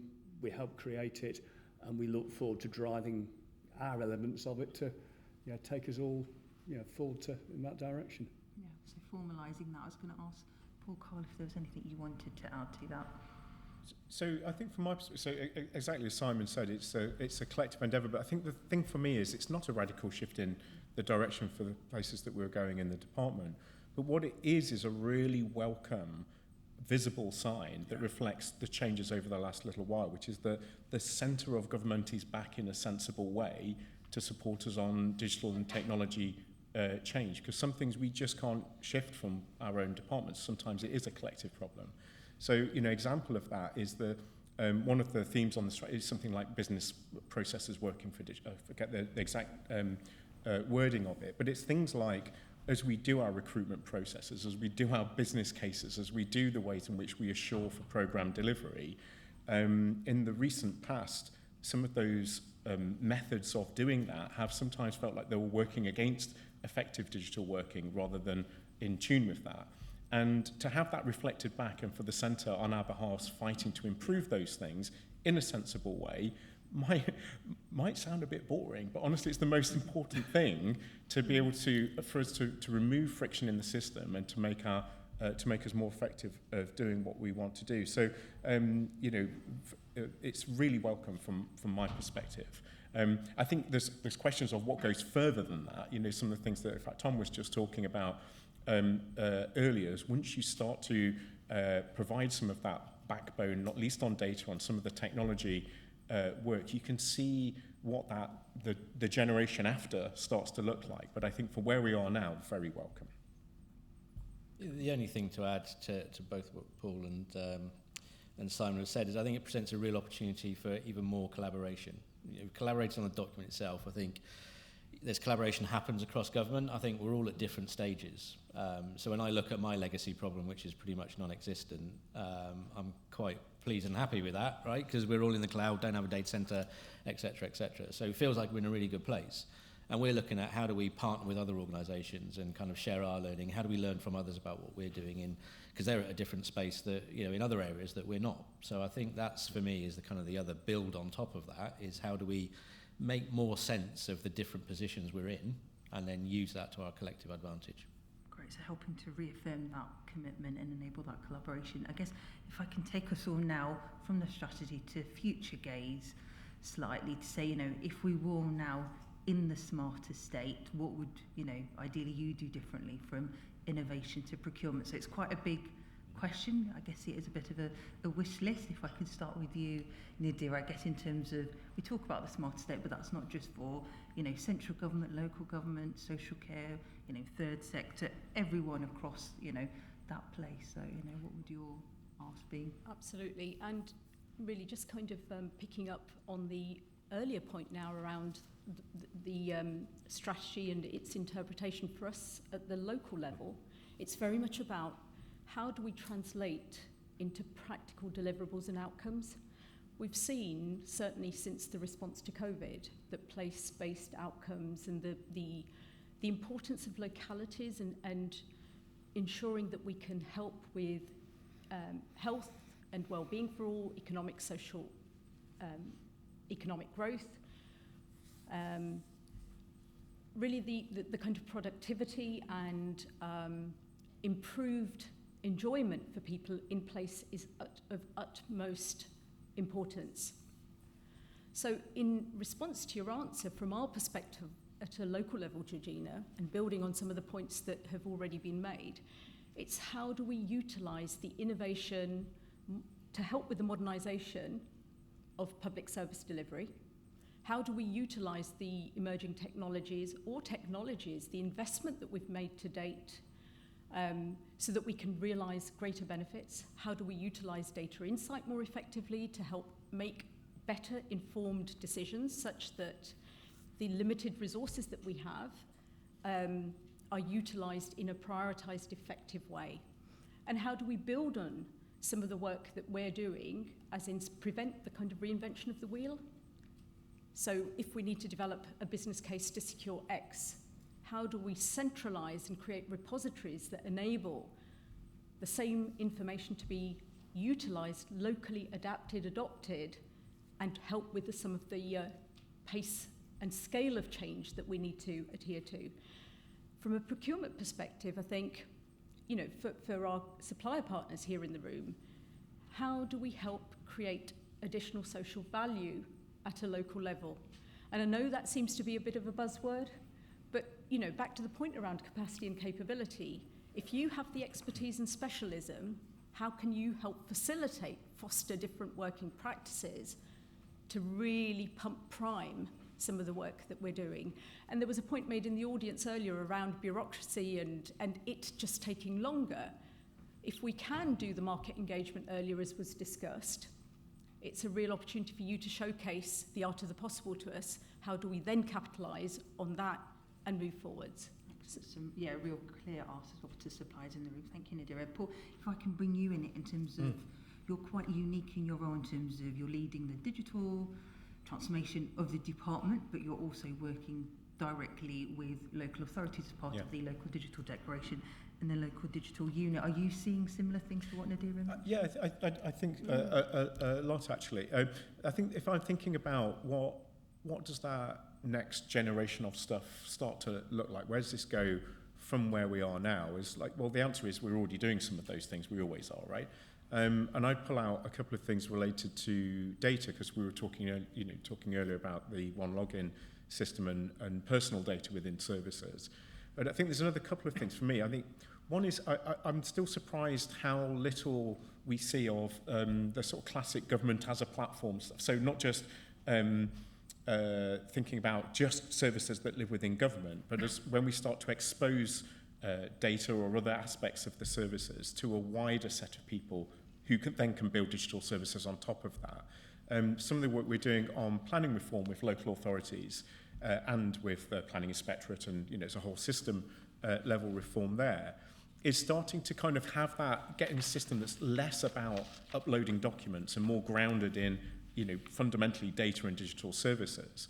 And the thing for me of being able to expose that data to this emerging UK prop tech industry, so they can start to build services that add productivity into maybe things that are totally unrelated to the public service planning side of things. It might be about how productivity of architecture services, or something that's nothing to do with classic public services, but exposing that data and thinking in a platform-esque way, I think we should see more of. And then the other thing, obviously, on data side is, government's had a real renewed interest. I think COVID helped it along the way on data science, machine learning, that side of things. Very often, though, at the minute, it's felt like, can you do an interactive dashboard for things? And it's like, yes, that's really useful. The interactive dashboards are very helpful for policymakers, ministers, and others to get insight. But blimey, machine learning does a lot more than that. And I think those examples where you're starting to see the genuine automation of routine transactional services fed by that side of things, there are examples around government. And I think that's another sign where there's the opportunity for very significant shifts in business models and efficiency there, I think. That's interesting. You mentioned dashboards. I think that's been popular. Dashboards are great. We love them, but it's more than that, folks. Right? Definitely more today. I think that's really interesting what you're saying about, data and what it means for the future of public sector or services, and who they are and how they're engaging and how they're delivering. Simon, if I can bring you in. Yeah, so if I reflect on smarter state as the punchline there. So I've been in the government for 2 years, 30 years previously in the private sector. And probably the biggest surprise for me, because I was completely oblivious to how things worked before I landed here 2 years ago, almost to the day, was how segregated all the departments are. So I think Tom really brought to life for us that whilst at the moment we're all driving the transformation within our departments, there is such an opportunity from being far more joined up across government, such an opportunity in terms of looking at it from the citizen's point of view and the needs and the data and the understanding and how we can serve them better, but then also how we leverage the capabilities you bring rather than always doing our own thing individually. So great opportunities for a smarter state in terms of far better joined up services to citizens, far better collaboration and leveraging across all the brilliant teams we lead here. Excellent. Carl? Yeah, just building on that, I think that's in part what we're trying to achieve through the interoperability work that we're doing, which is looking at, what's the commodity stuff across government, what could be common and shared and what might be unique, and then how do we make sure that we're building on those and converging so we've got more commodity as we go forward. But I think to do that, we do need to take a more of a platform-based approach. We need to think about the whole system, not just central government. We've got to start thinking about all the other actors and players that are in the market, just as Paul has said. And then on the innovation front, I think what we've been doing successfully with our team for a long while now is going out and talking to suppliers, partners, people that we have no commercial relationship with whatsoever and have got no interest in, kind of selling into government or doing anything, and spending some time with them to look at what challenges are they solving for other sectors and other markets. How do we then take just a proportion of that thinking back? Because we can all sit here and say, well, it's great for Lloyds, they can do their digital transformation because their budget is billions and we haven't got that in government. But it's kind of, well, we can take some of the thinking and we can do things differently. We can try and challenge ourselves to kind of operate in a different way. I think, you know, we need some more of that creativity. And the other part is about creating connections, because that enables us to have further conversations about some of the other challenges that we're facing. So I think we can get mired in the whole innovation thing. Has got to be about blockchain and metaverse, and what do we do with all that kind of stuff, and let's have an innovation pipeline. But yeah, great, we might get to that at some point, but we've got loads of things we can solve now. How do we go about it, doing it differently, so that we can accelerate that journey?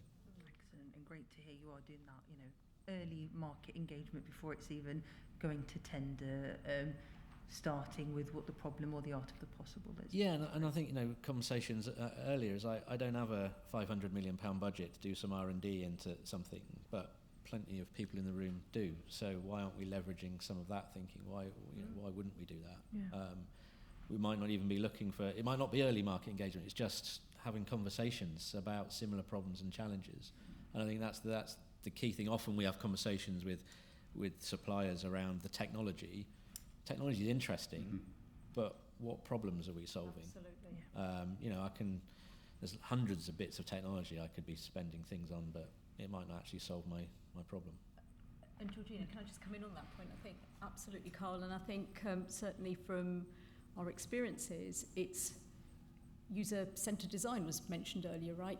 We still have a whole host of kind of awareness raising that we need to do as to why that's important, what are the wicked problems, and certainly what are the wicked problems that our chiefs and our localities are experiencing, and how then can we translate that into good user requirements, good user journeys, and I'm describing it as start from the outside in. Typically, organisationally, we start from the inside. What are the functions and the services and the technologies we can use actually needs to be wholeheartedly reversed to ensure that we're focusing on those user needs squarely. Yeah, and I think actually engaging with those users, because lots of times organisations do what they think a user wants, but they've not actually consulted and had many conversations, which then just leads to complete disaster. And not enough of that out on the ground, really understanding the problems. To your kind of clinical example that you gave, that's no different to when my dad was in hospital 20 years ago, right? And it's, you know, it's not really changed. I mean, I suppose it has. I don't want to, you know, I don't know enough about the NHS and how all that hangs together. But I think some of those, you know, we're not talking to the practitioners enough to understand what their lived experience is in that environment. I think we make a lot of assumptions. And worryingly, the other comments I had recently is like, we don't need to do that because we've got AI and we can just use the data. Can we? How far does that get us without having a conversation? Paul? So I think there's something quite fascinating on the local government perspective, and just to see the extent to which that sector has moved on over the last few years. We were talking earlier. It's quite remarkable, really, and to see, you know, when 5 or so years ago, you know, I started working with Nadira and others on things like local digital declaration, local digital fund. There were some councils that were really out front, but probably, you know, a couple of dozen with that sort of capability to be able to talk about those things and to start to put some stuff into action. And now actually it's just normal, and there are still, you know, there's always a bell curve there, right? But to see how that's moved on has been incredible. Now, I think we've got some reflections from where I sit with the team about what the experience of that's been, and in some ways that to be able to have those, you know, normal digital methods to think about users and plan the service, you know, the user journey through those services, to think about technology in a more modular, different way. People have put those things into action. COVID was a classic example. More recently, the stuff we've been doing with councils around Ukraine and Homes for Ukraine scheme, indeed with Simon and his colleagues as well. You know, on those sorts of things where you've needed that flexibility, potentially quite small, sometimes, I don't say marginal, you know, but not sort of the big core system stuff. You've seen real leaps forward in that space with suppliers in different sorts of ways.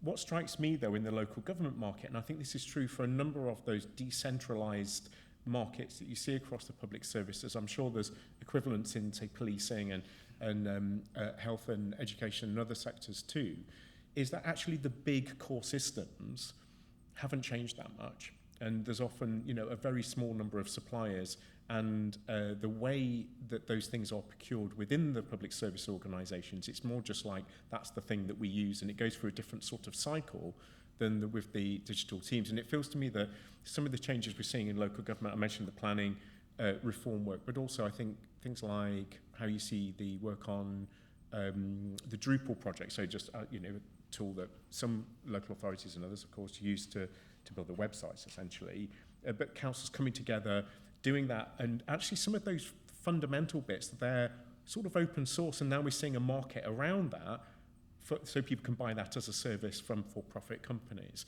And I think there's some quite interesting shifts that we still need to see in those sorts of markets, because in central government, we're a light years ahead of where we were a decade ago in terms of like tiny numbers of suppliers in a really out of, not modern ways of doing things. Some of our sectors have not moved on as far in those big core systems. So it sounds like in the smarter state, it starts with the people, the user, there's a community and ecosystem coming together to solve those problems. I think someone said earlier, there's no one person or supplier that can, has the solution to everything. We need a diverse group of voices to create that, creativity, and to make sure that anything that we do deliver actually meets the need of the user. So talking a lot about people and throughout today, and what Thomas Beautyman powerfully told us about, capability, and I think all of you mentioned about capacity and resource keeping you up at night. I guess, what are you doing about it? And I guess how can industry also help with that? If I can start with you, Carl. Well, we're doing anything and everything we can, I think, because it is a tough market. If we park the whole salary and whatever else, right, then we've got to then talk about the story, the impact we're having, the good things that we can do, etc. But we are seeing now even more issues, I think, with turnover relating to location, for example. We've got teams in Cardiff that are now taking jobs with companies in London where they stay in Cardiff. So that's an added dimension. But, we've been through our people strategy. We very much deliberately, 3 years ago, got somebody in on secondment from the HR team to come and work directly in the digital team to help us with that strategy, with our learning and development offer. We subscribe to Plural Site, CITF, lots of things. We really encourage people to kind of learn and develop and grow and look for opportunities, secondments across government, out into private sector and back in. We've done a schools outreach programme. We're looking at graduates, apprenticeships, return to work, job change, the whole lot. And we've been doing that. That's just part of our, our kind of armoury of things that we do. But we just have to accept the fact that, there's going to be a certain element of churn, which is why we have to look at that wider ecosystem and start to break down that problem, because, there are these moments that happen where you just need to respond pretty quickly, and we can't if we've got a 3 or 4 month recruitment time, or we've got a 12-week DOS procurement period. So all of these things together, we have to try to find a way through. But definitely on the recruitment retention piece, doing everything we can, embracing the pay frameworks, literally anything. I'm not sure what else we can do, but if anyone's got any other ideas, please. Simon, is that the same for you? Yeah, pretty much. I think, as Carl said, yes, we're pulling all the levers. I'm proud of the fact we grew our civil servants by 20% in the last financial year. But it's always going to be a partnership, isn't it?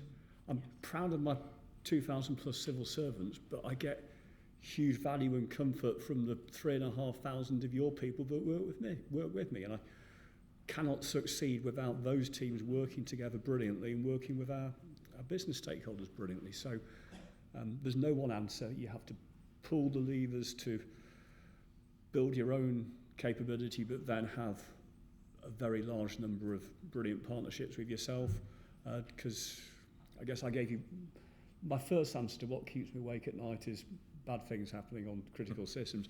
The second is just huge demand, relentless demand, and therefore that relentless need for capability and capacity. So thank you for the support. It's I see no let-up in demand anywhere soon. Can I come in? Because I got a similar, it's the hardest thing, and it's actually what I really want to do is have a little out loud moment, but I won't. The sort of glass half full side, though, is a real one, and it's very similar to what Simon says. I mentioned the Homes for Ukraine service that we ran earlier this year, and really, obviously a critical issue in the wider world, but to be able to spin up a service really with colleagues across the Home Office and in local government and in the devolved administrations, really within days, it felt like an absolute frenzy, as those moments can do when you're just taking people off stuff and getting them onto them. But from a people point of view, I thought this was quite a good situation to talk a bit about this in light of what Thomas was talking about earlier. So having those DDAT roles clear, right? So we knew that, you know, we had a product manager, delivery manager, a designer, developers, etc., and architects in those roles. The turnover was really rapid, and we were working with in-house civil servants and I think 4 companies in different ways. But because we knew what the roles were and we had that framework, we were able to cope with that flexibility on people. Even, you know, like new day, we've got a different delivery manager, but the delivery manager knew what their role was. We knew how that fitted together, and naturally we were able to kind of ride that wave in those early days and spin up a service that I think was good and iterated and improved over time. And actually that, as Simon was saying, that partnership with really very different types of companies working with us, and with our in-house folks, and you know, sometimes you do need particular roles to be in-house and not otherwise. But that, for me, was a fabulous example of what that genuine partnership meant. That like real porous nature. It didn't matter. We didn't sometimes even know whether that person was from a civil service or from an agency or from a different type of technical supplier in the room. It was a good example, I think. Nadira, could we say the same for local government? And I'll let you answer the question as well, so cheeky of me. So we're doing a number of the things that have already been discussed by my colleagues, but certainly from Socotim's perspective, we deliver a learning and development capability. Our lead function is very much instrumental in developing. So back to the point that actually we've got lots of providers and partners who can help with the technological skills. Our ambition and focus is really the softer skills, and I hate that label, but I'm using it just to differentiate from the technical capability. So we had made a clear choice a number of years ago in establishing our Leadership Academy that we would focus on people's ability to understand others, relationship development, growth mindset, learning preferences, leadership styles, all of the things that I think are instrumental in building the trusted relationships, the collaboration piece that we were talking around earlier. So we do that as a matter of course, and we do that with our supplier partners. For example, working very closely with AWS in terms of their Get IT program, the Restart program that they run, and certainly from my perspective, having been a woman in public sector over 25 years and seeing the issues that you know, typically it being a male-dominated environment, I have been very passionate about trying to increase more role models, women role models within the sector. So our Empowering Women program is very much focused on giving women the confidence and the ability to come forward for more senior roles within local government across public sector as a whole. The other thing that I've mentioned already AWS, but it's working with our supply partners. So Microsoft being another case in point, we've co-designed a program with them, Socotim Microsoft, a change agent program, which is absolutely open to everybody across local government public sector to help with the digital skills and improvement, utilization of the investment in existing technologies so that they can better deliver those outputs and outcomes across communities. And finally, to Paul's point around the DDAT framework. So from our perspective at local government, and actually I've been conversing with Thomas as well, so that there is that kind of synergy and alignment. We've certainly used the Sophia framework, the GDS framework, to see if there is applicability and relevance to local government.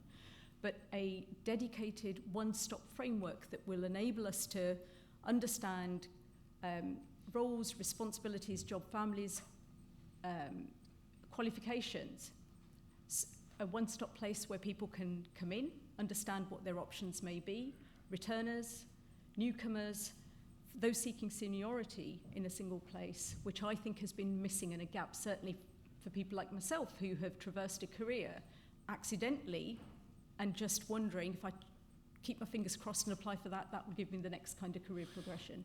So it's about those practical steps, as colleagues have said, that will enable us to really put some firm foundations in place to attract the talent. I think my final question before I open up to the audience, I'm going to take a phrase that I've stolen from Unidira that I often use, which is moving from a sales added partner to a value added partner when we work with suppliers. I'd like to know, I guess, what are your asks to industry here in the room today? I can start with you, Carl. So I think I mentioned part of it earlier, which is about understanding the problems that we're trying to solve. Yeah. Rather than we've got some great tech, what can it help you with? And we're open to conversations because it's hard, right? I mean, unless we tell you what the problems are, you're never going to know. But there's a certain amount of research that you can do in that, and I think it kind of builds from there. That understanding. That's what we try and do with any organisation we have a conversation with. Is start on what are the things that we're dealing with, or spotting those problems and doing it in a different way. I did have a question on what technologies will be key to sustaining the smart estate, but I feel I have to rub that out because it said start with the problem. You, Paul. You know, I'm in a funny way, I'm struggling to think of what the right answer is here, because actually the relationship that we've had with the private sector in the department in lots of different ways has been really very good. And, going all the way from deep infrastructure through to, service contracts which are, sometimes feel like sort of almost bench contracts in a way.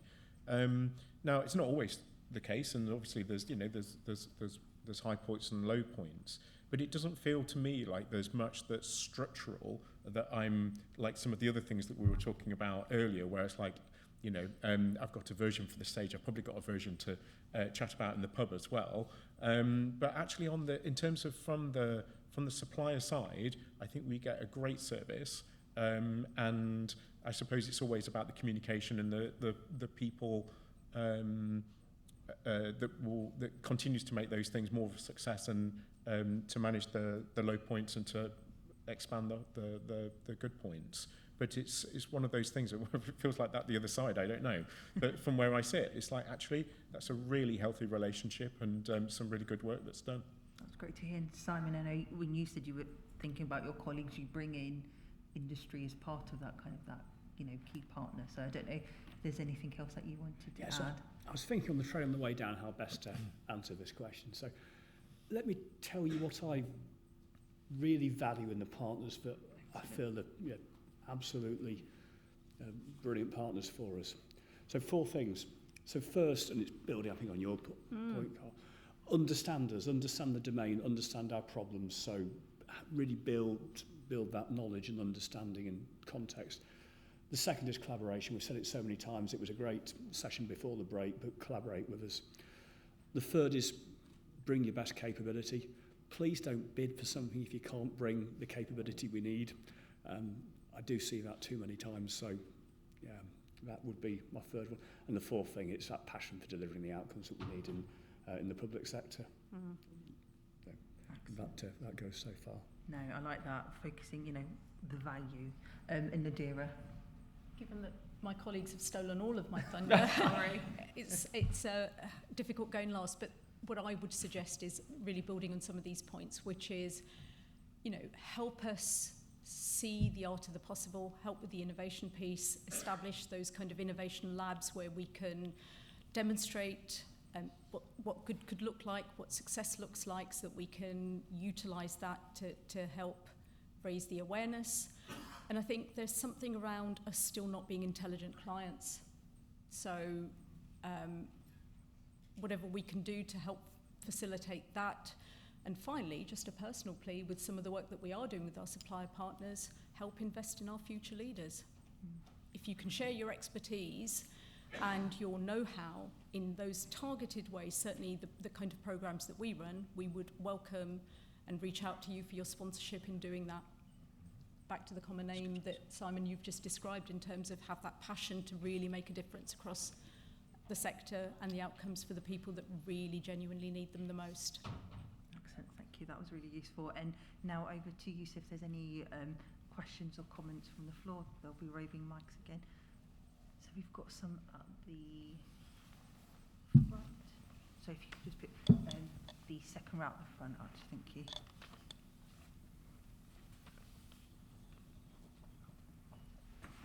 Thanks. Alan Hill from Splunk, and 37 years in the public sector beforehand. So I feel all the pain. I see the great achievements that have been made, particularly across central government departments where the big steps are taken. Platforms, sharing services, even sharing data is starting to happen. But when we turn to local government, I think the question is for Paul and Nadira here. With notable exceptions in local government, we really seem to struggle to take those big steps. I suspect it's finance, skills, capabilities. So what can we do with industry, which is where I sit now, in helping with levelling up central government with local government, more than we're doing now? Do we need a big idea? Because the efforts that go into it are considerable, but often the scale is quite small.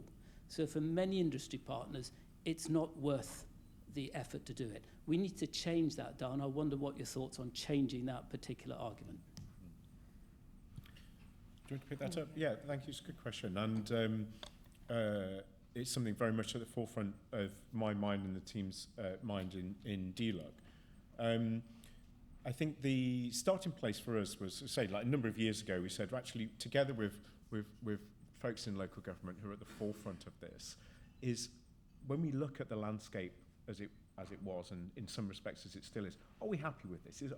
Does this feel right to us? And it's like, well, no, it doesn't. You know, there's grumblings, not just as users, but for the folks in councils, the amounts of failure demanded some of those services, the clunkiness of when you sit down next to colleagues in local government and see them administer a thing. It's just like from decades ago, there's an experience sometimes. So it was the sense of, are we going to do something about this? What do we need to do? And I think, you know, I said right at the start that I really have concerns sometimes about the market in software and services in local government. And I mean it both from the demand and supply side, because it is a distributed market, and one single council on a mission isn't big enough to be able to shift the dynamics of that market, particularly in, say, the space is changing. We've seen an awful lot of change in those newer bits, or sometimes the smaller parts around where it's more flexible and people are able to do something more quickly. But for the big picture chunks of activity, you typically see one or two providers with big market share in that, and you know, there's always an exception to the rule, but they tend to be full stack things, hard to get out of, expansive, and sort of the IT estate that we used to have in central government that largely we don't have anymore. So we've been on this mission with Local Digital Fund, with colleagues across local government, to try and address this in a number of ways, with the building up the capability and the awareness that this is a thing and a problem that can be solved, but also by putting some of central government's effort, you know, putting our shoulder behind it, but also sometimes our cash behind, to try and shift those markets. Now, I think we've made some good successes, plenty of stuff to talk about, but it's sticky, and it's still sticky. I think the shift for my mind is to start to go to acknowledge that we don't live in a full stack, old, big, like mega software world anymore, and the way in which people can, you know, transition from, particularly including those incumbents, can transition to understanding, well, what role are they going to be playing in a more modernized market. So the degree of interoperability built in, rather than it being developed separately. And I think we're starting to see that in some interesting areas, because people, you know, that are great at infrastructure often aren't great at the design of the service. And understanding that that's going to be a more modular and mixed way is the way forward of this. But sometimes it's what, a $2 billion plus market, local government, on technology side at the moment, and that's not counting all the failure demand and the costs of the system in administering it. That's not a small amount of money, even for government terms, for the state. But leveraging the change in each of those sort of separate markets, it's probably not a sort of 10x domain for people at proper scale. These are slightly more unique markets. But as Carl was saying, fundamentally, lots of those components and the ways of doing things are interoperable, reusable, reusable, and can be shared and reused, and that's the thing that we're trying to lean into. Right, Lydia, do you have anything you want to add? Just very quickly then, from a very practical perspective, it would very much depend on the maturity of the organisation and their understanding of how these capabilities can further enhance and fix, back to the point around the wicked problems. So from a locality perspective, if we were talking about data insight specifically, how can we utilise the data insight, the capabilities that we've put in place to fix hate crime, to fix gambling issues, to fix whatever it may be. So from our perspective, I think there are examples, shining examples. Barking and Dagenham comes to mind, Camden comes to mind. They've just appointed for the first time a chief data officer. Shropshire comes to mind, so social care data hubs. It's shining the light on good practice and demonstrating the art of the possible through those organisations that are doing good stuff and encouraging others, raising the awareness and encouraging others that things can be done significantly differently. But, you know, we are doing great stuff. Paul also mentioned the change in the last 5-10 years. But it's a massive beast to turn around the old tanker. It just, the nature of the beast is it takes time. I think I saw another hand up at the front, Stefan.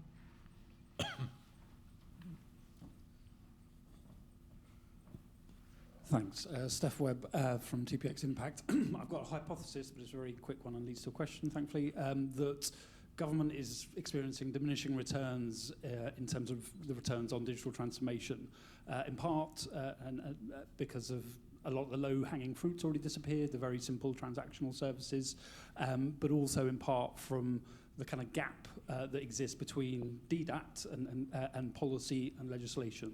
BEIS are doing some great interesting work around an open regulation platform, but with very rare examples is digital and data actually in the legislation, and also, you know, the legislation isn't written well enough to kind of be interpreted by machines or humans often. And there's then another gap with the policy making. Megan earlier from CDDO said, you know, it's simple policy and well-designed policy that is best leads to good digital transformation, but all of that's gone. And there is a gap that I perceive, having jumped from policy and kind of digital, between the DDAT professions in the department and the policy makers. So my question is, what are you doing in your departments to seek to close that gap? If I can start with you, Simon. Yes, I wouldn't completely or even partially agree with the hypothesis. I still think there is loads of value from digital transformation. Yes, we've put some great capabilities in place and gone for some low-hanging fruit, but there's still a big opportunity when I look across the breadth of what we do. Your point about working closely with policy, I completely agree with. And again, in an organisation with brilliant examples of where we're doing that and examples of where you're absolutely right, we need to fix that. What are we doing about it? It has to be through that upskilling of our non-DDAT leaders on how important it is to work with digital operations and policy together right from the outset. It's a real passion for us. We cannot drive that enough. So I agree with you on that. Carl. Yeah, I don't. The gaps are always there, right? And it's a problem with the CIO. It's the same when I was at Save the Children and before that other organisations. It's going to be patchy depending on the organisation you're in, and there will be policy teams that engage with us really early, and we have major success generally, and it all works pretty fine. There are others that engage late, and then we're kind of behind the curve. So, you know, aside from the how do we engage with them, it's about that storytelling. How do we demonstrate back and get enough knowledge across the organisation that there is a team there that if you engage early and get them to advise you, you know, we always say we will deliver where we can. I've got 150 people doing 1,000,001 different things. We can do some delivery. We'll do advisory work, and where we can't do either of those, we will source somebody to do it for you. And that's our kind of offer back to the organisation. So we're always repeating that message. Things happen. You know, it's never going to be 100% perfect, but it is just the perennial CIO challenge, I think, is some view you as order takers, some view you as a partner they want to work with in an organisation of of any size, you're just going to get a mix, but we just got to keep going. Paul. See, I actually agree. I wouldn't put it as diminishing returns, but I agree with Stefan perhaps more than Simon and Carl do, actually. I think there's an awful lot of just sort out transactional services, keep improving, like we were saying, the component parts and the component patterns, the type of automation in doing those things. We're only at the foothills of that. There's a huge space there. But I see that almost as like there's a risk that I think our digital folks we see digital as about doing the transactional services well once it's been thrown over the fence from policy. And there's a bit of that I see. And I think there's a space where, like I mentioned a couple of times on the planning reform, I think was one of the things that I've sort of tried to lean in closely to, because what I see is like thinking about the tools that the digital age gives us on standards and data and different types of services. I see it sort of, we've got in early in the way that Simon said, but we're actually more sort of jointly shaping that rather than it being done in a policy world and then, informed to the people that then go and build a service. It's actually thinking that the policy levers might be policy levers of the internet age, not just that we will build a service there. So there's a subtlety in it, but I would tend to lean more towards the nature of the question, I think. Mixed response, interesting. I think we might have time for one final question. Gentleman at the back. I'm Seb from Computer Weekly. So Simon and Paul, I think, kind of touched on this a little bit already, but there seems to be a tension, running throughout all the conversations today between, the need to in-house things, build internal capacity, and then on the other hand, early market engagement and just leveraging the resources of the private sector, both, I guess their finances and the skills there. So how can you kind of balance those two imperatives and know which one to do and when, kind of thing, if that makes sense? Simon. I don't agree there's a tension. We have to do both. I think I said it in one of my earlier comments. We can only succeed if we're both building our internal capability and working at very significant scale with very many partner organisations. So you can't just focus on one and ignore the other. You have to do both. Would be my headline answer to that. It's always going to be that. I think, same with shadow IT, I'm never going to stop that. So if I know it's happening, great, we can work with them. Yeah. But it's always going to coexist. I couldn't possibly service all the demand by insourcing everything. As I say, I've got 150 people servicing 9 organisations doing various things. The demand is massive. So that means we have to have that kind of mixed economy to deal with that. I couldn't say, give me another 1,000 people and I'll do it all, because I couldn't recruit them in time. Yeah. So it's always going to be, making the case for an understanding where you add value by having it internally versus where you would then partner with others, and making sure that you're aware of that and you're doing it at the right time for the right reasons. Yeah, and that's, I guess, where you have the conversations early to determine actually what's the best fit for when. Yeah, and I think there's a case, back to the points around the gap between policy, is, our thinking is, well, how do we embed more resource into the policy teams? So they're not actually, they're digital, they're not part of the digital team. It's just like, we just democratise the whole thing and just, what do we do with guardrails and how do we have a different operating model rather than having just a pure central team that people think they need to go to. So all of those things will just exist together. Excellent. Thank you. I think it just leaves me now to draw to a close this panel. Thank you, Carl, Paul, Nadira, Simon, for your excellent insights and tips today and discussion. So yeah, please join me all in thanking our panelists. Now we'll invite Matt Evans back up to close today's conference.